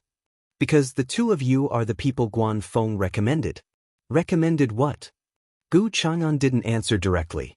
Instead, he said something that surprised both Silin and Bai Yi. It's time for Black Viper to be replaced. Replaced? Replaced what? Black Viper was the Empire's biggest dark power. Why would they need to replace them? Hee, you'll have to find the answer yourselves. Don't turn me down, it's not a bad thing. Not a bad thing? Openly opposing the Empire wasn't a bad thing? You need to get an answer from Guan Feng, don't you? Isn't that right? Gu Chang'an looked very happy. Both Silin and Bai Yi fell silent. Guan Feng's personal information was as follows. Imperial tutor, teacher of many royals and royals, one of the giants of AF1, senior academician of the Royal Academy of Sciences, director of a military research project. Every student of his is a famous figure in the Empire, and Guan Feng's personal influence is among the top few in the Empire. But he's actually one of the leaders of Black Viper. Go, you'll know the answer when you get there. Of course, you'll need to be strong enough to survive. After all, you're just two of the recommended people. Gu Chang'an switched images while saying this. This is the most basic information. You can use it as a reference. There were some species similar to the croc beasts on this gray planet, but they were much faster, had tough skin, and had quick reflexes. They were highly intelligent species. Other than that, there was also a new robot army and biosoldiers. Silin had seen a lot of biosoldiers in the past, and none of them had an absolute weakness. Some of them might be in the head, some in the heart, and some in other parts of the body. Their weaknesses could be determined by the distribution of their nerves after they mutated. On the other hand, when facing a biosoldier on the battlefield, one would not have the time to judge the distribution of the biosoldier's nerves. Hui Mao on Silin's shoulder wasn't looking at the monsters and biosoldiers at all. His attention was completely drawn to a couple of inconspicuous robots among the robot army. Why does it feel so familiar? These are just a few of the things you'll encounter. Here's a piece of advice. Familiarize yourself with the terrain. As long as you're familiar with the terrain, you'll have a life-saving trump card no matter what kind of opponent you run into. Neither Silin nor White Knight asked why they should trust him. Gu Chang'an was definitely telling the truth, but he was hiding a lot of things. It was exactly because of this that Silin and White Knight were caught between a rock and a hard place. If they didn't know so many secrets and Guan Feng's identity, they might be able to pretend that nothing had happened and continue their lives as if nothing had happened. But the problem was that they knew everything now. Therefore, there were only two paths in front of them. One was to betray Guan Feng, and the other was to betray the Empire. However, Silin also thought of another possibility. Without enough evidence, he couldn't say these speculations out loud. If he did, he would die. This wasn't the League of Stars, but the Mist Bodhisattva Empire. Under this kind of system, Silin would face endless pursuit and assassination if he went public. No force would dare to accept him, and even Zhenyo would become a sacrifice. Go, find out the answer. Hui Mao desperately wanted Silin to go, but he didn't tell Silin about this. This place made him very uncomfortable, and the old man in front of him smiled like a fox. If you wanted to beat a fox, you had to be more cunning. Hui Mao admitted that he didn't have the intelligence to do so. Humans were a strange species, and their greatest success lay in their lies. That was the peak that Hui Mao couldn't learn even if he wanted to. If we're recommended by Teacher Guan, then what about you? Who did you recommend? Silin asked Gu Chang'an. Me? Hee, I'll leave my post in peace. Gu Chang'an accepted the cup Chiao Su handed him and took 2 sips. Then he waved his hands. Go. Don't disturb this old man's peaceful life any longer. Silin and White Knight exchanged a glance with each other and decided to leave. Before leaving, Silin asked Gu Chang'an, when is the deadline? There's no deadline, but it's best to prepare as soon as possible. The longer you drag things out, the more passive you'll be. Also, a word of advice, don't look at Black Viper the same way you used to. After Silin and White Knight left, Gu Chang'an looked at Chiao Su who was standing next to him. Do you blame me? Why didn't I recommend you for such a good opportunity? No, Grandpa. I'm the one who doesn't have the strength, Chiao Su replied calmly. Gu Chang'an let out a long sigh. You should give up when you need to. Don't ever hope for a position that doesn't belong to you. He then smiled and said, you should go with your parents when the time comes. The people in this term are pretty good. Will that person come too? Of course. They're choosing a blade for him.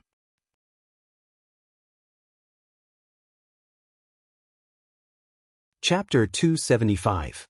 Sillin and White Knight didn't linger in the city for long. Instead, they found an opportunity to sneak out. They ran into Qi Lifeng and Sidia, who were anxiously waiting outside. Sillin and White Knight didn't say a word no matter how much they asked. The more Qi Lifeng and the others knew, the more danger they would be in. After returning to the space plane, Sillin and White Knight had a private discussion. Qi Lifeng and the others had no idea what Sillin and White Knight were talking about, but they came to an agreement after White Knight came out. Sillin and White Knight would head to that planet, while the others would wait on another planet. They wouldn't go with Sillin and White Knight. Qi Lifeng and the others didn't agree to this agreement at first. After all, they'd always worked together and worked well together before. Why couldn't they work together again this time? Wasn't it just Black Viper? What was there to be afraid of? But under Sillin and White Knight's insistence, Nikki was the first to nod, and the agreement was finally reached. Dan too was released back to the city the next day. They flew away from the gray planet and landed on a planet with decent development. Then they split up. Sillin, White Knight, and Hui Mao piloted a space plane to their destination planet, while Nikki and the others waited on the same planet. Sillin and White Knight specifically told them to be careful. After all, there was no telling if Black Viper's spies were spying on them from the shadows. It was better to be vigilant. After Sillin and White Knight left, Nikki and the others stayed in the spaceplane's control room to discuss what Sillin and White Knight had learned in the city. Why were they so adamant about not revealing anything? Although they didn't know the reason, they knew that it had to be a big secret. Otherwise, Sillin and White Knight wouldn't have been so tight-lipped. What's the reason? Sidia swung his legs in his chair, a conflicted look on his face. What I don't understand the most is why only Sillin and White Knight are allowed to go. Why can't the rest of us go? Qi Lifeng asked. Because you weren't recommended, a voice said. It wasn't the voice of any human or beast. It was slightly immature and completely unfamiliar. Who? Nikki's group, the lizard, and the wolf all went on high alert, but they couldn't find anyone. Their detectors didn't react at all. There was no warning, no strange activity. At this time, all the screens in the control room, be it the analysis screen or the imaging screen, had the same image on them. It was a crawling viper covered in eye-catching black stripes. On the other side, Sillin and White Knight piloted the spaceship toward their destination planet. According to the markings on the star map, they had already entered an unrecorded area. Many of the planets were unfamiliar to them, and many of them were non-habitable. The environmental conditions on them did not allow humans to live naturally. They continued flying and finally found the planet. From space, the planet looked similar to the image Gu Chang'an had shown them. Gu Chang'an had not lied to them about this. There were some orbiting satellites around the planet, as well as some small microarrays for monitoring and defense deployment. Sillin's aircraft flew closer and closer. Just as Sillin was wondering if they would be intercepted by the satellite array, Hui Mao suddenly opened his eyes and looked at the aircraft's display screen. In the next moment, a message appeared on the screen, "Welcome." Along with the message, there was also a flight path for Sillin and White Knight to follow it. Sillin and White Knight piloted the spaceplane and landed at a port on the planet according to the given flight path. The port was huge, but there was basically no one in sight. There was no human sound other than the sound of machinery. More than 99% of the equipment here was mechanized. A navigation robot flew over and led the way for Sillin and White Knight. "Please come with me. Someone is already waiting for you." "Someone is waiting for us?" After exiting the port, Sillin saw a flying car parked there. The window of the car rolled down, and he finally saw the person sitting in the driver's seat. It really was Guanfeng. When he saw Sillin and White Knight, Guanfeng waved at them and said with a smile, "Come on up, kids." Both Sillin and White Knight felt a sense of helplessness in their hearts at the same time. They had come all the way here and gotten themselves covered in mud, but not only was the culprit unharmed, he looked like he was in a very good mood. "Are you messing with us, Coach Guan?" Sillin said after they got into the car. "Hee if you say so. However, this is a rare opportunity for you. I believe you won't disappoint me." Guan Feng started the car and left the port. The flying car was on autopilot, and the windows were specially made so that neither Sillin nor White Knight could see what was going on outside. Guan Feng turned around and looked at the silent Sillin and White Knight with a warm smile on his face. But to Sillin and White Knight, he looked like a fox no matter how they looked at him. "You've met Gu Chang'an, haven't you?" Guan Feng asked. It was a question, but his tone was certain. Sillin and White Knight nodded. "Then I'm sure you already know some things. My background is pretty complicated, but don't overthink it. This is Black Viper's territory, but don't look at it the same way you used to." This was the second time Sillin had heard this. Gu Chang'an had told them this before, and Guan Feng was saying the same thing now. If they didn't look at Black Viper the same way they used to, then what kind of attitude should they use? Guan Feng didn't mind Sillin and White Knight's silence. He continued, "I know you're angry, but there are some things I don't have a choice in. I only feel at ease when I find someone suitable and trustworthy." What does Gu Chang'an mean by recommendation and succession? Sillin asked. About that. Guan Feng tapped a finger on his knee. Recommendation is exactly what you think it is. I have a recommendation, and I'm recommending the two of you. As for succession, it's literally what it means. Some people in Black Viper are about to step down. They're old and they may have the will, but they don't have the strength. Also, I need to give the younger generation more opportunities. We're changing leaders? That's right, 3 leaders. We 3 old fellows have occupied this position for long enough. Sillin fell silent for a moment before asking, "What is the relationship between Black Viper and the Mist Bodhisattva royal family?" Guan Feng wasn't surprised by Sillin's question. "All I can tell you right now is that Black Viper was a gift from the previous emperor to his youngest son. However, even the emperor didn't expect this small gift to grow to such a shocking degree. It was as I thought. It was no wonder that the royal family had only announced Black Viper as a dark force and not a rebel force. If the Mist Bodhisattva royal family really wanted to clean up a faction, how could they have achieved so little after so many years?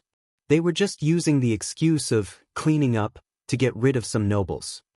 Are you relieved now? You don't have to worry about being labeled a traitor, Guan Feng said with a smile. Guan Feng looked very natural and relaxed in this place. Moreover, Sillin could sense that Guan Feng felt a sense of belonging to this place, or more accurately, to Black Viper. It was because this was Black Viper's territory that he acted so relaxed. He looked like a man who had just returned home, and he didn't need to disguise himself like he did outside. What on earth made Guan Feng feel this way towards Black Viper? Sillin didn't understand. The outside world's impression of Black Viper was mostly negative. As expected, one couldn't judge a book by its cover. Since Black Viper was related to the imperial family, it meant that this kind of behavior was allowed. He just didn't know if they would be forced to erase their memories after this incident. Guan Feng smiled as if he saw through Sillin's thoughts. Don't worry, we won't erase your memories as long as you come out alive. What if we don't? I believe you can come out alive. Guan Feng wasn't worried about Sillin and White Knight's survival. I'm more worried about whether you can take over that position. Sillin didn't say anything. Guan Feng patted Sillin and White Knight's head softly. Don't think too much. This is a good thing, and we'll get our answer soon enough. Guan Feng led Sillin and White Knight to a building. It wasn't tall, but it took up a lot of space. Unlike the desolation at the airport, there were a lot more people here, and they could hear a lot of people walking around. Everyone saluted and greeted Guan Feng when they saw him. Chief Wind. Greetings, Chief Wind. Many of these people weren't physically strong, probably because their main job was to work with their brains. However, they gave Sillin a very strange feeling. He couldn't quite put his finger on it. White Knight didn't say anything, but his eyes flickered a little when he looked at the people around him. He seemed to understand something. Even though there were more people here, most of them were still robots. They moved among the crowd in human form and didn't look aggressive at all. Guan Feng led Sillin and White Knight straight into a warehouse. It was an armory. Take whatever you need. There's no food though, so you'll have to deal with it yourselves. This is like a survival test in the wild, but this is all I can offer you, Guan Feng said. Sillin and White Knight had learned a bit about the planet's terrain from Gu Chang'an, so it was easier for them to choose which tools and weapons to bring with them. Guan Feng's Purgatory Thunder Snake was also on the weapon rack, but there was no Purgatory Thunder Snake S. Oh right, I found this in your kitchen, Coach Guan. Sillin took out the cylinder and the kid and passed them to Guan Feng. I didn't think you'd actually find it. Keep it but don't use it. This gun isn't finished yet, so it could easily kill itself. It was true that Guan Feng had purposely left the gun in the kitchen, and he had done something to it. Some of the parts were assembled incorrectly, and the deflection wasn't right either. It didn't look like much, but there was no way that the gun would hit its target, and it could even kill itself. When Sillin was choosing his weapons, he didn't look for some cool-looking gun with compound functions. Instead, he looked for tools. Guan Feng was very satisfied with Sillin and White Knight's performance. The time limit is 30 days. If you can stay there for 30 days and survive, then you'll have completed the mission. Someone will come to pick you up when the time comes. Do your best and don't embarrass me. I've made a bet with someone before. Guan Feng sighed when he saw Sillin's expression. Don't look so reluctant. Just think of this as a semester test. If you pass it, I'll give you all A's in AF1 semester test. Sillin didn't care about the semester test. He was sure that he could pass it, but getting all A's was a bit tempting. After all, getting all A's was a good thing. I know. You're my tutor after all. If he didn't listen to his tutor, he might not even be able to graduate.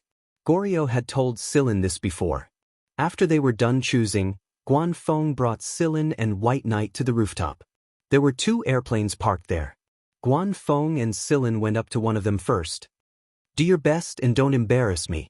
If you pass, forget the semester test and the Purgatory Thunder Snake S. I'll support you even if you want to marry every girl in the school. Sillin leaned back in his seat and shot Guan Feng a sideways glance. You're talking a lot today, old man. Guan Feng chuckled and patted Sillin's head. Go and have some fun with the people inside. Sillin didn't know who the people Guan Feng was talking about were, but it couldn't be anything good. After Sillin left, Guan Feng looked at White Knight. Do you know why I sent you here? I kind of understand. I told you a long time ago that you're not an anomaly. You're not isolated. Guan Feng glanced at the people rushing back and forth downstairs and continued, You didn't join the army, you didn't join any noble force, you didn't join the Imperial Guard, and you even rejected Wing's invitation. Isn't it all because you want a suitable position? Now you have one, but whether or not you can get it depends on your own ability. I know. White Knight's voice wasn't loud, but it sounded like he was determined to get it. After White Knight left, a small old man in work clothes walked up to them. Are these the 2 you were talking about?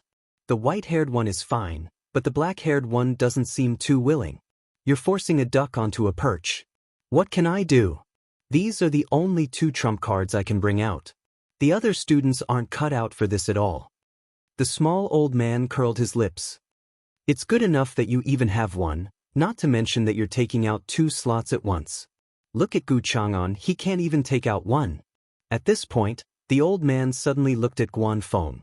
That white-haired kid, are you hoping that he can take over Gu Chang'an's seat? Guan Feng smiled but didn't say anything. This time, the small old man was surprised. That white-haired kid is that kind of person? He doesn't say anything, but I can't tell what kind of person he is. It looks like you've spent a lot of effort to cultivate him. Guan Feng looked in the direction where the plane disappeared. I was hoping for one, but I didn't expect to run into another one. I'm very satisfied with him in all aspects. Is that black-haired kid really that good? I really can't tell that you want him to take over your position. But you should also know that since he is not that kind of person, his requirements for this position are much higher. The little old man pointed at his own head as he emphasized the word here. This position of yours is the most difficult to pick.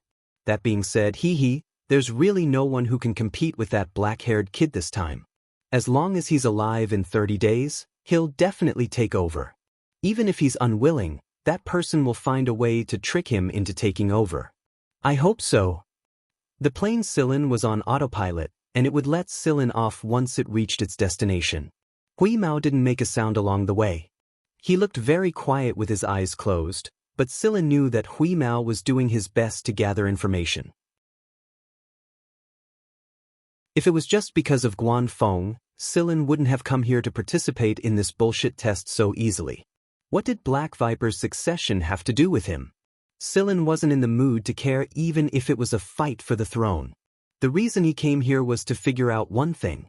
What was the connection between Sigma's master and Black Viper?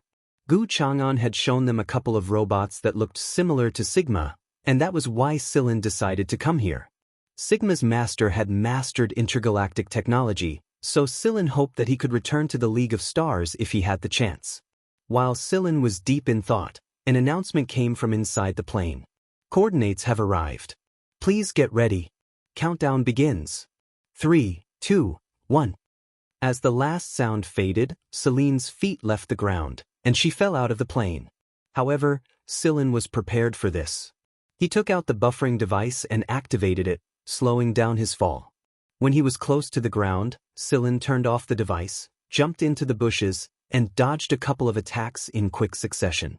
When Sillin was landing, there was a flying beast staring at him from a tree branch not far away. If Sillin's jumping speed had been a beat slower, he would have been caught by the beast that flew past him at high speed. Dodging into the bushes, using the low bushes and dense branches, the dire beast finally gave up and left. Although the beast had left, it didn't mean that he was temporarily safe. Sillin withdrew his aura, held his breath, and hid behind a tree branch to observe his surroundings. Hui Mao crouched on a nearby tree and pressed his ears to the back of his head. His pupils were dilated. The bird, in front of him, seemed to taste pretty good. However, in order to cooperate with Sillin, Hui Mao refrained from attacking the bird that was pecking its claws. Footsteps approached him. They were very even, but each step was heavier than the last. Bio-soldier. Sillin quietly watched the bio-soldier, but he didn't make a move. Bio-soldiers had very developed hearing and hearing nerves, but their pain nerves were the opposite. So, even if you cut off their arms, they wouldn't feel any pain. Camouflage didn't have much effect on them. Bio-soldiers' retinas were different from ordinary people's. They could find their targets without camouflage. However, that was only if they were exposed. Sillin was hiding very well, so the bio-soldier didn't find him. The flying beast didn't attack the bio-soldier. It probably knew how powerful it was, so it didn't bother itself. The beasts here were all intelligent. Many times, they would even set traps to lure their prey. So, Sillin couldn't underestimate them. As long as he was careful and didn't make too much noise, he could smoothly pass the time. However, he still had to solve the problem of food. There were compressed rations in Sillin's ring, but he didn't want to use them. The bio-soldier walked further and further away, but Sillin's eyes stayed on it. He observed the changes in the muscles and the pulsation of the meridians with every step it took. This would allow Sillin to find the bio-soldier's weakness. No, he didn't have enough information. Sillin pondered on the spot for a moment. After the flying beast had left, he found a place and quickly made some arrangements. Then, he found a hidden spot to hide himself. He waited quietly. Hui Mao lay on a branch and wagged its tail. It was so boring. Suddenly, Weeze's ears twitched and it looked up to the sky. Through the tree branches, it saw another flying beast flying in their direction. Moreover, it was perched on a tree not far away from them. It was holding some unknown animal meat in its claws, and it was tearing and eating it. Hui Mao licked its lips and looked at Sillin. Sillin also noticed Hui Mao's thoughts. It just so happened that he also had an idea. On the branch, the 2-meter-tall flying beast was eating the meat.